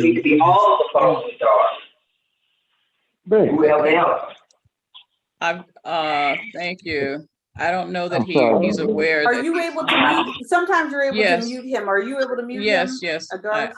Yeah. Okay, so Brian, did you have another comment or not? No, I put my hand down. I'm sorry. Okay. And Mitch, go ahead, please. Oh, Mitch? just things. Yeah, just 2 comments actually. When I was in Florida, which I was blown away, I was in Las Olas in Fort Lauderdale and West Palm Beach. I was there for a week, and this is about a week ago. I would say every bit of 20 to 25% of people were wearing masks, at least. And that was, I couldn't believe it because I was in Massachusetts 2 weeks prior. Nobody was wearing masks. Right. It was shocking. But now let me just say this. Massachusetts, Vermont, Rhode Island, those states have close to 80 to 85% of their population vaccinated. So one of the things is those states, I think Vermont or something is very close to 90%. Like it's amazing how the New England states have done. And I think when we go into the winter, we're going to see a whole different, it's going to be north, this is what happens, and south, this is what happens. But yeah, it's, but yeah, it is interesting when you go from state to state and see the differences. I'm in Florida. Go ahead. No, I just want, go ahead. I was going to switch subjects, but go ahead. Yeah, let me address Florida. That's what I was about to say. And so, yes, we wear the mask indoors because you don't know who has been vaccinated or not. So you're trying to be careful. That's all. Yeah, that's why. Oh But man, go ahead. you live in Florida? You live in Florida? Absolutely, and so does cool. Dr. Who is that? Sally Childs. I don't know who else on here is from Florida, but yes, I'm a Floridian. Oh, got that. Okay. Cool. I am a true Floridian also, and I tell you, it's scary sometimes, Doris, when I go out. So many people do not have on masks, and I am afraid when I walk in the store, I run in, get what I want, and come out. Now, what is your vaccine? Do you know what your vaccination rate is, Doris? It's low. It's I think it's around 49% or something, I believe, in Florida, because we have a governor who has, kind of been lax on that the whole time. So that's why people are reluctant to be out and about without wearing a mask. And the masks are not mandatory. That is correct. Yeah. That's the problem in Florida. Dr. V, do you know what the mask, what the rate is, a vaccine rate in Missouri? No, I haven't seen the numbers from Missouri. No, I just kind of was looking at more like the New England, like Vermont, Rhode Island, Massachusetts versus Florida, Mississippi, Georgia, Alabama. And they're, if Florida is 40-45%, I'm telling you, Mississippi and Georgia are almost like 35%. It's very low. Very, very low. So, again, with the Delta variant and the Delta Plus variant coming in, those states, and then you add in the fact that some of them never expanded their Medicaid under Obamacare, those states are going to get really hit hard. So, Dr. V, what are your, so I heard the young lady earlier. So we're going to be staying in a hotel when we go to Missouri to visit my husband's family. It's a must trip because of my father-in-law, but, and we are staying in a hotel, but I've always just taken my own sheets, towels, and light place anywhere when we go for Disney and all that stuff. So that was the only thing I can say, but I'm glad to hear what you said. I was going to take a portable HEPA filter as well. And what you're also to the other filters, like in your home, as opposed to I put one on each floor, but we can just get the regular filters to put in an event, you're saying? And no, at a hotel, you're not going to really be able to do that because that's going to be a commercial HVAC. So you just bring the one. Just bring the little tabletop air filter. And what I do is I set the air filter down. When I first get there, I set the air filter down, plug it in, turn it on high, and go someplace and go have dinner outdoors. And that allows time for the whole place. So when I come back, the whole place has been filtered. And that's what I do. Okay, great. Thank you. And open up the windows. Yes. Yes. Oh, I've been listening to you since last May. Okay. Are there others who may have a question? Yeah, I wanted to just mention something so listeners are just for information. I traveled a couple of times this past month. The airports are mobbed, and I mean mobbed. So if you guys are concerned about being around other people, everybody's situation is different. Just know if you go to an airport, you will not be alone. Yeah. And they are not necessarily, they're selling all the seats now, right? They're selling all the seats. So. And not spacing, not spacing no, they're anymore. Not spacing. No, they're not spacing. So. They're trying to pry you in with shoehorns into these seats. Yes. Absolutely. But they're also canceling flights too, some of the airlines. Absolutely, yeah, because they don't have enough employees. Right. Right. And so, yeah, they don't have enough employees. And, I think that, this has also been a very much a spiritual awakening. People have had a chance to really think about, what they really want to do with their lives and what's important to them. And there's a lot of folks that have decided they're not going back to that job. Daryl has put in the chat that Georgia vaccination is at 35.4%. Yeah, that's low. Very low. Very low. And most of your ruby red states will probably be low anyway. Yeah. Unfortunately. And I have lots of family in Georgia, so gosh. Can I make another comment? Please. Yeah. Before this COVID happened, I was working as an Uber driver, and I worked in the airport as a lost luggage return person. And I had applied for a dispatch supervisor in there where they had a closed room and all this stuff. So of course I let that dispatch, they were going to hire me. I was like, oh, that's okay. And I stopped the luggage carrying thing and I cut out the Uber. And I just so happened to get a beautiful virtual job, to work with during the pandemic. So I was blessed. But I've just started back doing the luggage. And I'm just not going to do Uber until whenever. I just can't be sure unless it's Uber Eats. But there's some things I won't do. But I've been doing the lost luggage. But then I should be thinking, because when she said putting your hands on things, I have gloves and all that. But that luggage is coming from all over. People are traveling everywhere. Maybe I need to back up a little bit.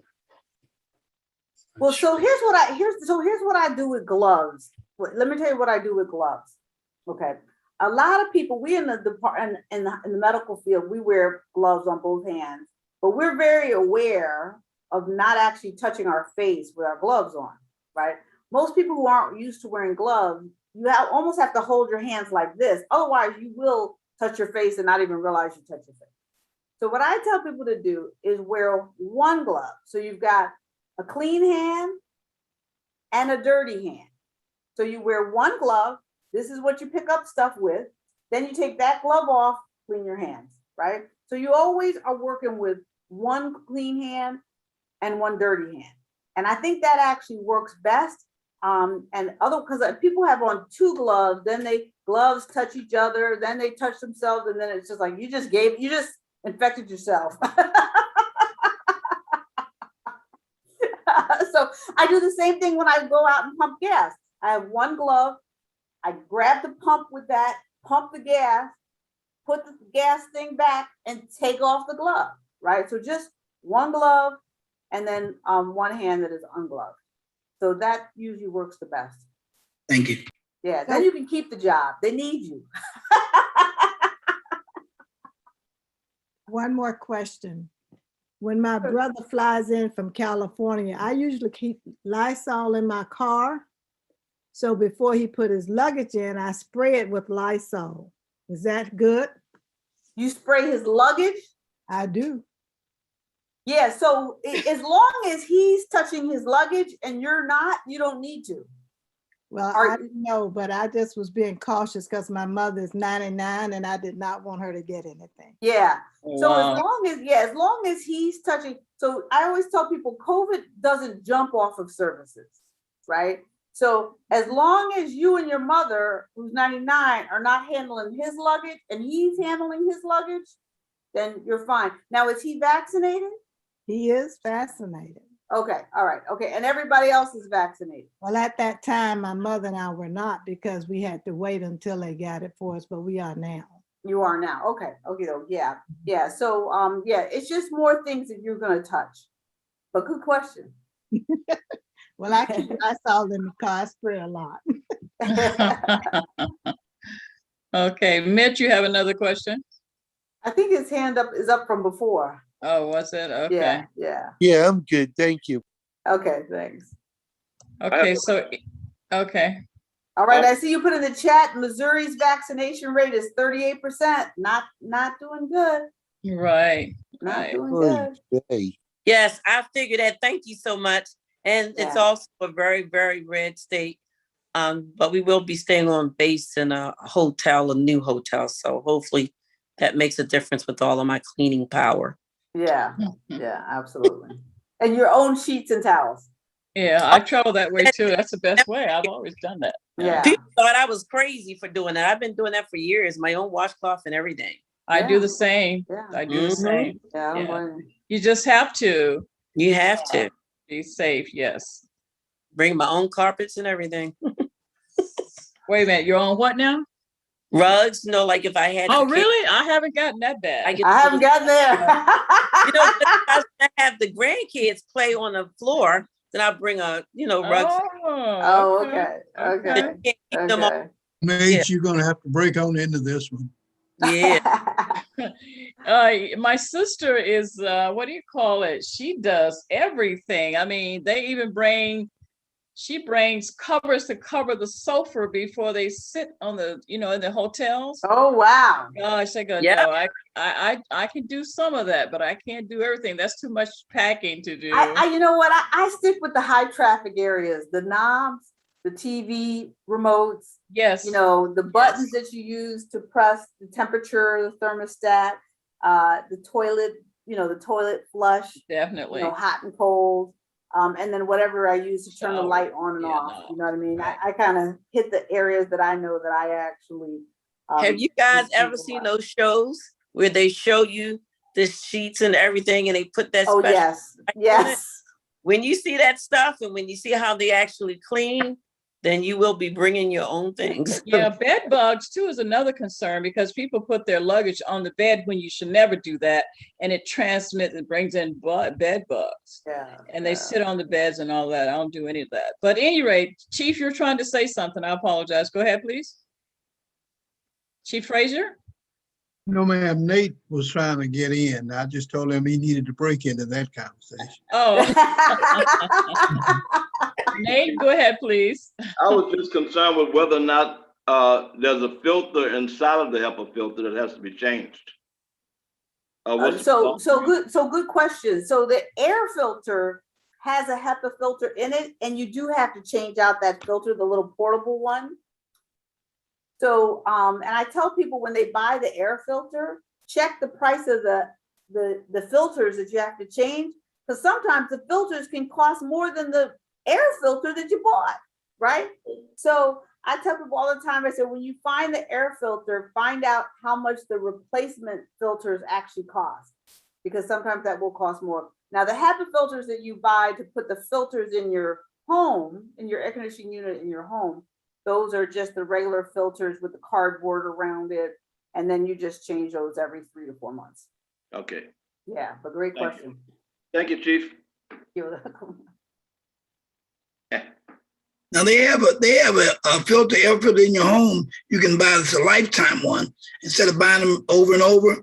You buy them in Home Depot. Now I'm not sure if that's a HEPA or just a standard one, but I got that one. So because I can't remember every 3 months unless I mark it down or a reminder in my phone.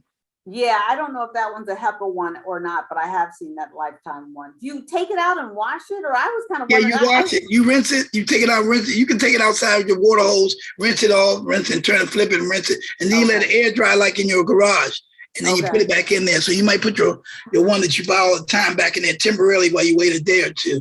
Okay. You put that in there, and Okay. All right, great. But Doris, I do have a question. Proceed, Minister Mosley. First of all, let me apologize for all of that other stuff. I can't control everything. Yes, sir. I wanted to ask Doc, we have a conference coming up in October. It's going to be in Tulsa, Oklahoma. Mm-hmm. Do you think it's safe to fly or it's better to drive? Well, so are you vaccinated? Oh, yeah, been vaccinated. Okay, all right. And have you had a transplant, or do you have a BMI over 40? Have I had a transplant? No. Yes. And what's the other thing? And are you, let's just say, are you on the heavy set side? Oh, no, thank God. Okay, yeah. So if you've been vaccinated and you're not overweight and you've never had a transplant, an organ transplant, then you can probably fly, but with a mask. I wouldn't take the mask off in the airplane. I wouldn't take the mask off in the airport. I wouldn't drink or eat anything. And if you think that's going to be difficult for you, then I would just go ahead and drive. Yeah, my wife and I, we still wear masks everywhere, no matter where we go. And I still tell people, I said, COVID hasn't gone anywhere. That's what I tell people too. Yeah.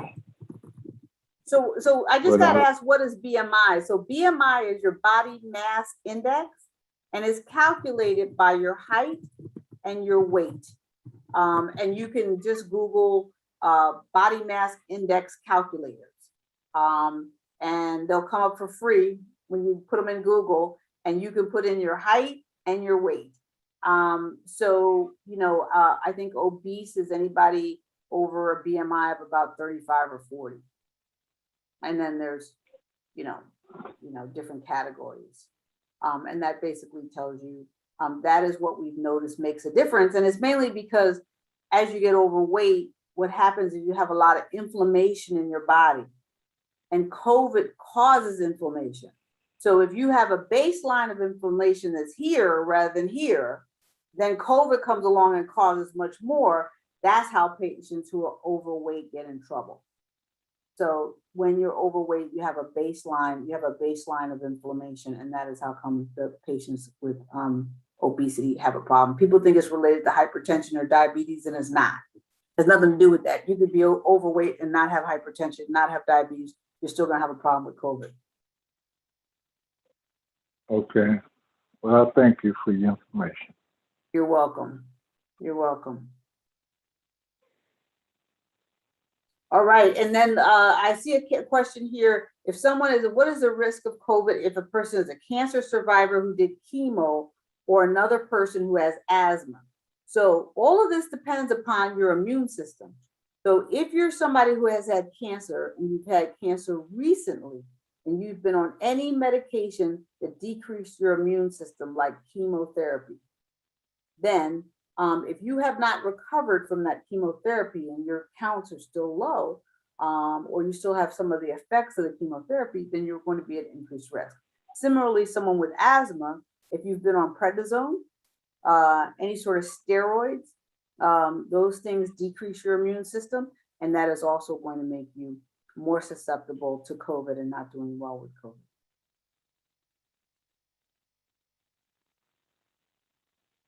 Okay. Is there anyone else for the good of the doctor?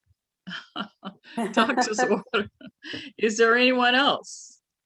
Okay, well, oh, wait, you got Nate. Wait, you got Nate. Me? Yes, go ahead, please. I'm on a phone call because I couldn't get the Zoom. Okay. But I have an underactive thyroid, and I've been on Synthroid for years and years and years.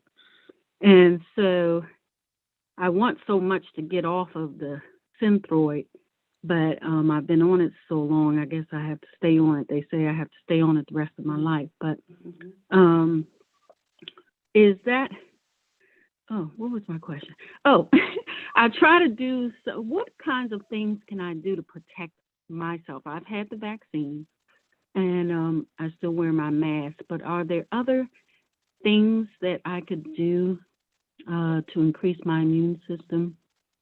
Because I'm assuming that medication I've been on for years has affected my immune system. So if you're on Synthroid, that means you're hypothyroid. You have a low active thyroid, and you do usually have to stay on that medication for the rest of your life. I have not seen hypothyroidism be a risk factor for COVID. I have not read of that being a risk factor for COVID.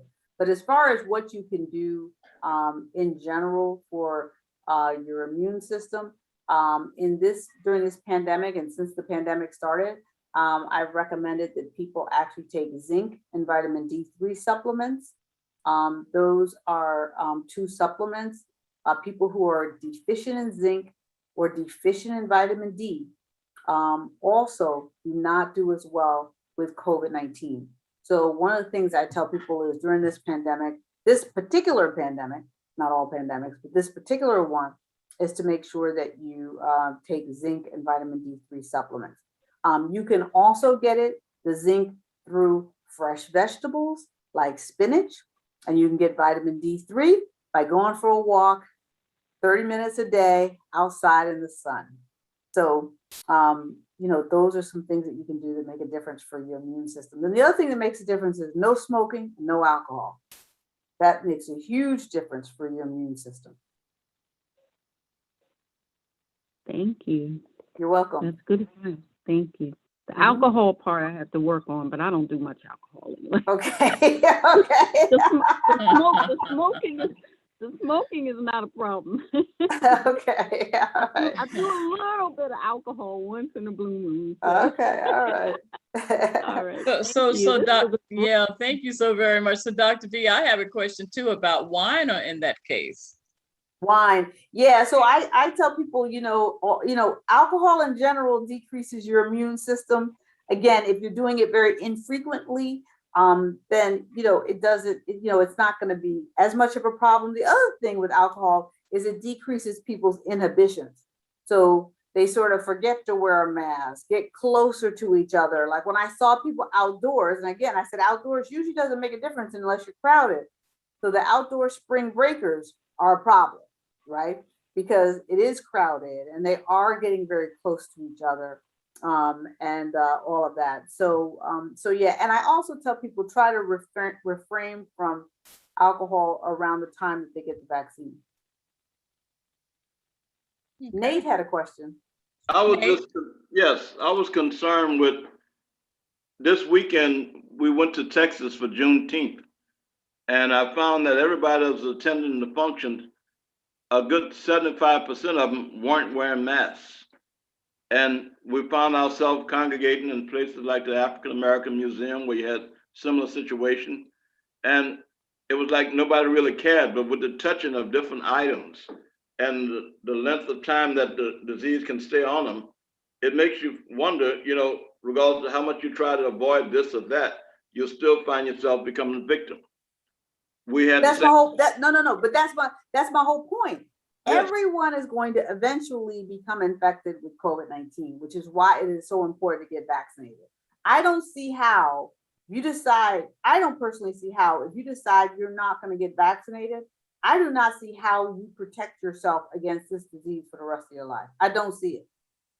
I don't see somebody being 30 years old and making it to 70, never being vaccinated with COVID-19. They're going to catch COVID somewhere along the way. They may catch it once, they may catch it twice. It may take them out the second time, not the first time. Who knows? But yeah, you're absolutely right. And I'm assuming the museum was indoors, correct? Yes, it was, correct. Yeah. Yeah. And you had situations where there was a rumor going around with American Airlines that either they laid off too many people too fast or too many people had COVID, because our flight was due to leave about 10 o'clock Monday morning. We didn't leave until 10:30 that night. And we got home something like 3 o'clock. Wow. Right. And a lot of the pilots were calling in and had all kinds of situations. And our luggage didn't get there until the next day, that afternoon, about 4 o'clock. Wow. It's really rough going out there. There's a lot of obstacles that you have to avoid, but still, as you stated, we're all going to run into them one day. Yeah. Yeah, absolutely. Absolutely. Yeah. I don't envy you on that trip.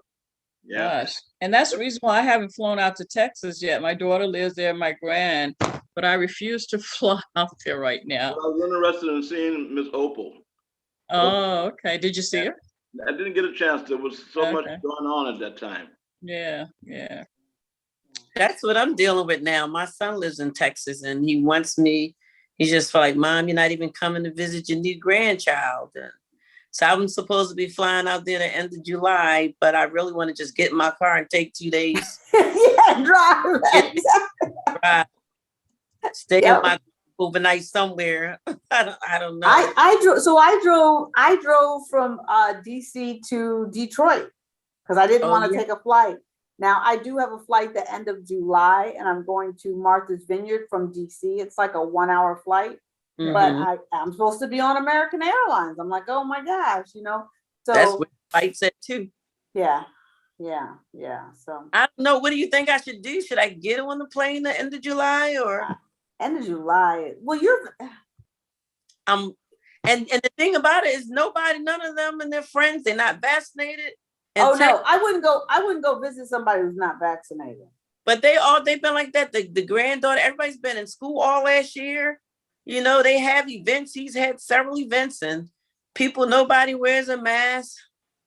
Well, you know what I tell people, I tell people this, I tell people this, and this is important. Okay. You can have a gun fired at you. That doesn't mean you're always killed. But if you have a gun fired at you 10 times, the likelihood on the 10th time that you get killed is going to be higher. So when people are out here taking these risks, you can take a risk. You can take multiple risks. But I'm telling you, eventually, this thing is all over the place. And especially when you talk Texas, thank you, Doris. Texas has a 25% vaccination rate. That is horrific. I believe. Yeah. And so what happens is when people take risks, they get more emboldened. And then they feel okay taking the risk over and over again. And it almost reiterates the wrong behavior. And so I tell people all the time, I say, you know, the more you take those risks, one time your number is going to be up. Well, they fly all the time back and forth to California too. And this is the thing, some of the friends and the young ladies, a lot of them I'm hearing, they won't take the vaccine because they want to have 1 or 2 more kids. And they were told that, you know, there's a rumor that if you take the vaccine, then you can be sterile. And they said no one's talking. So. Yeah, and that's just not, we're just not seeing that. Yeah. You can be sterile if you catch COVID. Yeah. I do not know of anybody who is sterile. I haven't even heard of it. I haven't even seen it reported in a journal. I haven't said somebody say, oh, look at this bizarre case. Nothing. That seems to be almost like a Facebook tale of some sort. So am I to understand that if you have this shot, you can't be asymptomatic? You can't give it to, you can't catch it and then give it to somebody else? No, you can, but you're going to be contagious for a shorter period of time. That's why I'm saying, if I'm unvaccinated and I'm on a plane full of vaccinated people, those people can be asymptomatic carriers of the virus. And I'm sitting on the plane with them, right? So I'm really in a bad situation as somebody who's unvaccinated sitting on a plane. I got you. Yeah. So how do I know if I go around my friends and I don't pass it on to them? When I come from somewhere, should I stay home for 3 days or something? I don't. No, you don't. No, because so the virus is going to become so ubiquitous, you're not going to know where you caught it from, right? So that's how come you had the people on the Royal Caribbean. You had 3 people who were positive. They had no idea before they even got on the ship, right? And so, you know, at the end of the day, this virus is going to become one of those things that's just kind of ubiquitous, like it's all over the place, but we just don't actually get sick from it. That's eventually where this is going to go, because this virus is not going away. How long is the Delta strand variants going to be with us? Do you know, Dr. V? We have no idea. Well, we expect it to become the predominant variant, but we don't know how long it's going to be here. And there's one right behind it called Delta Plus. Oh, wow. Yeah.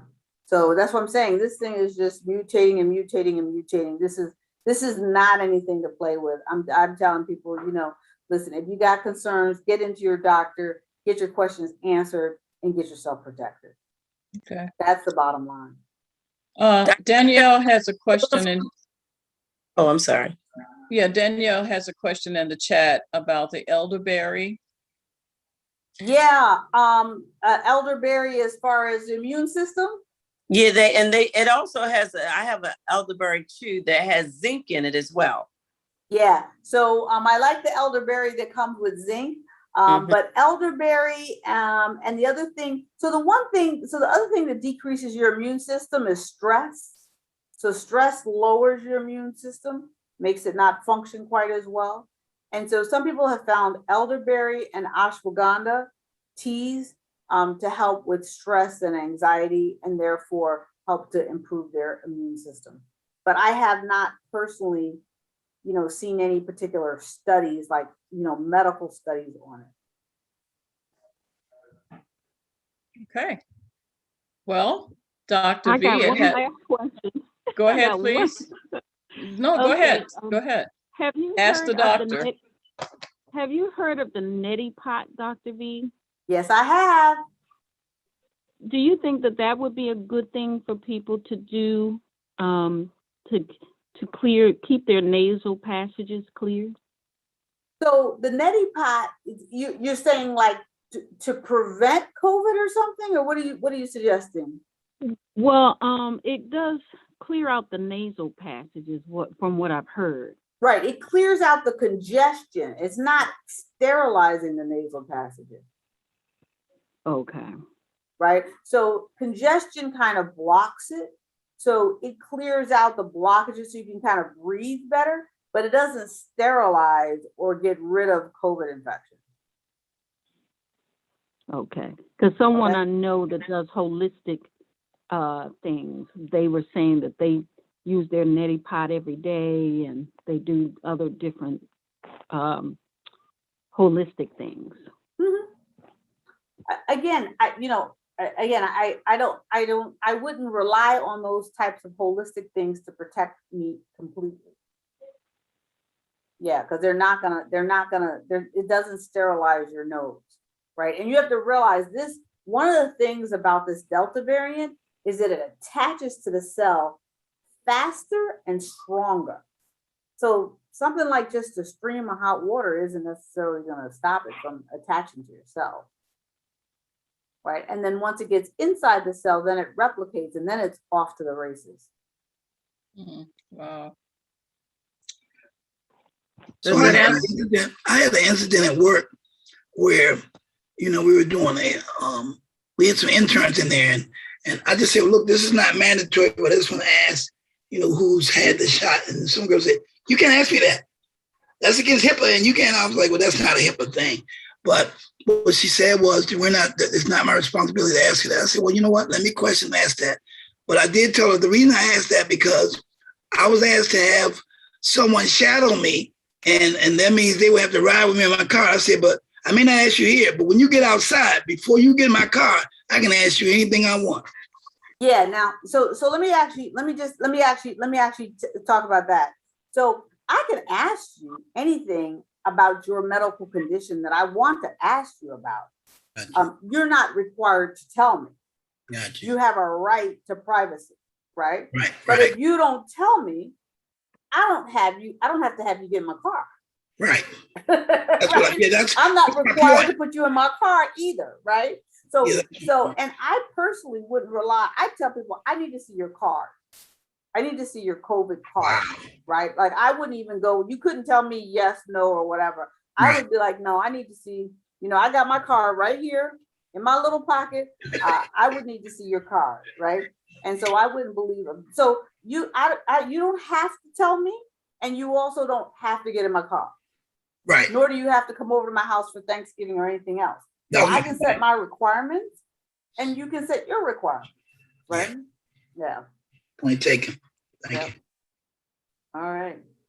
Okay. Is there anyone else? If not, we're going to have Dr. V to wrap it up, and final comments from you, Dr. V, for this evening.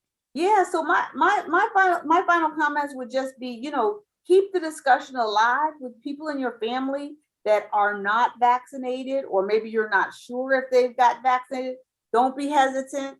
Ask them, see what they say. And really, keep on having conversations about this, because this has been a Black and brown disease. We have been the ones that have been dying of this.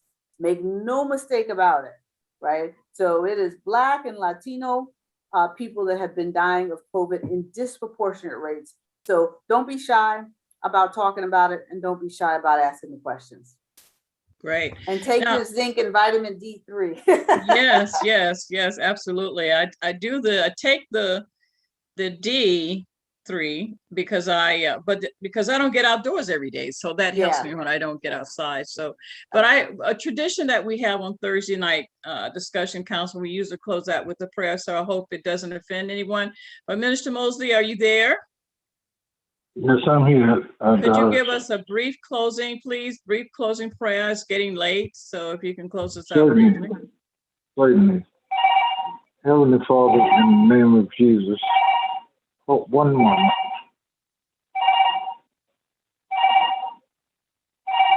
You want me Thank you to? for the information. It's been great. You're Yes. welcome. Yes. Yeah, you're welcome. Thank you. And again, I put my what email in here. If any of you feel like you have communities that you want to actually talk to. Did you? Okay, there it is there. Okay, Doris, I'm ready. Okay. So everyone Heavenly has Father, that. And Minister Mosley, would you include the people in Florida who was in the collapse building there in South Florida? yes, I've been praying about them since this morning. Father, in the name of Jesus, as Doris just mentioned, the foremost unfortunate people who where the building collapsed in Miami-Dade County, Florida.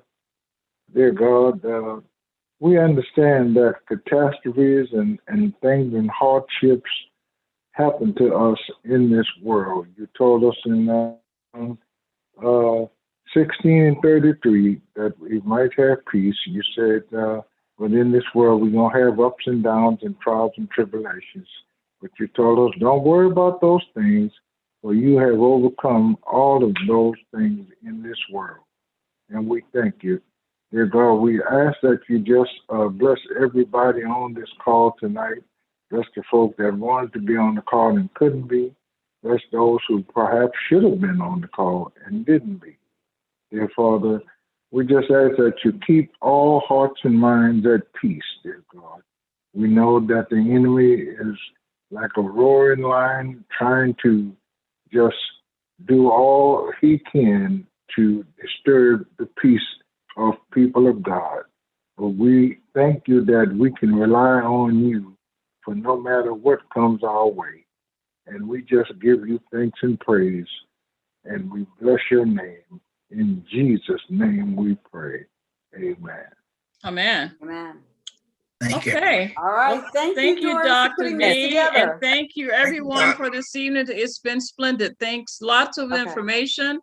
Now we got to go forth and spread the word. Thank you so much, and good night. Thank you. Thank you. Good night. You Thank you said it, very Doris, much. yes. Good You said it, night. Doris, yes. I'm glad to Very have met. I'm glad to have met everyone that I have not met before. Danielle and Terry and Brian and well. everybody. Thank you. Yeah, come back. We're every Thursday night from 9 to 11. Gotta get my dad to come in. He really needs to hear this. Good night. I didn't hear you. What did you say, Brian? I'm trying to get my dad to come in. He really needs to hear this. He's had a shot and everything, but I want him to be more informed, you know. Right. Yeah. Yeah. Good All night. right. Well, maybe he'll talk to Dr. V. Is she still on Tuesdays nights as well? Isn't she still on Tuesday nights? She's getting ready to move to Dr. V is gone now. I think she's off. She is getting ready to do a podcast, but this is another format that we have for Thursday nights. And we usually talk about history and those kinds of things. And so tonight, since the variants is out there, the Delta variant, I invited Dr. V to come on, share information with us. And so she did agree to do that. But I'm always looking for presenters to come on and share information to us about what it is they'd like to share. And I also host a radio talk show on Sundays from 5 to 6. And so, you're welcome to come on to that as well. And I'll put this in the chat. Okay, thanks. Yeah. So, and with your father, hopefully, you can contact Dr. V. You have her email address. She left her information in the chat as well. I've been listening to her since January when it first started. February. Yeah. So you can get her information from the chat. She put it in there. I got it already. Okay, great. Thanks, folks. Okay, very nice, very well. Okay, everybody. Well, thanks again and blessings to each and every one, and join us anytime you want. Good night. Thank you. Okay, good night. Doris, I'll be waiting for you. Yes, I Be will, safe, Nate. everybody. Thank you, Minister Mosley. Thanks, everyone. Pleasure. Peace and blessings. Okay. Chica's Loretta, thank you so much for this evening. Thank you. You're welcome. Peace and blessings to Gail and Mitch and everyone else. Good night. Good night. Peace and blessings to you too. Yes, thank you. Nate, just hold on for a second here. Okay. I want to talk to you about your carvings. You know those figures that you have? Yes. Are those wax figures or carved figures that you have? Everything is wood. Oh, it's carved. Okay. And Okay. it's just the material, the hair is natural hair. Mhm. And I just carve and sculpture and make from whatever I have or whatever I can get a hold to. I'll fashion it to look like what I need it to look like, and I go from there. So listen, so if I have images of people that I wanted to have you carve out, are you that detailed with getting the images as I like to have them if I were to send you pictures, or you are just doing the prominent features, prominent persons in getting designs of their features and presenting those? Well, it's based on a caricature. Okay. And you know, a caricature is a Yeah, I have one here that someone done for my husband and me. Yes. And sometimes it depends on the wood, because sometimes the wood can be damaged with an inside where you can't see, and you can almost complete the job, and you'll find that you run into an obstacle. But it depends, I guess, on the timing that I have and the wood that I get, and I go from there. Sometimes I have to recreate something, but it gives a detailed likeness. Some people, I can do it identical to the way the looks and features. And sometimes, you know, maybe the nose don't come out perfectly right because I've had to cut in a different direction to keep from losing the whole big situation. But it's worth a try. I see. Okay. Well, for some reason today, I was thinking I know I remember seeing those, and I couldn't remember if they were waxed or hand carved. All wood. So yeah, okay. Because someone wanted to know, because they were interested in talking to you about someone in Missouri. Today is when I called there, and so they were wanting to know because they were interested in probably seeing if you could carve out something, or at the time we talked wax, like having some figures and put it in a wax museum or something. Yes. So that's what we're looking. Also from Dallas, Texas, as well, in reference to the African American Museum. Repeat, where in Texas? Did you say Tyler? And African American. Wait, no, Dallas. Oh, okay, because I thought you said Dallas, Tyler. I'm very familiar with Tyler. No, and as I walked through, I met the curator, and I explained to him what I did, showed him a few photographs, and he said he's interested. He's going to get in touch with me. Whether he do or not, I don't know, but just the same. Oh, absolutely. I'm fishing, you know, because right now I've got well over 200 pieces in the house. Really, this is for the dwelling residence, but not for storage. And I've got to move out with temporary photograph of it.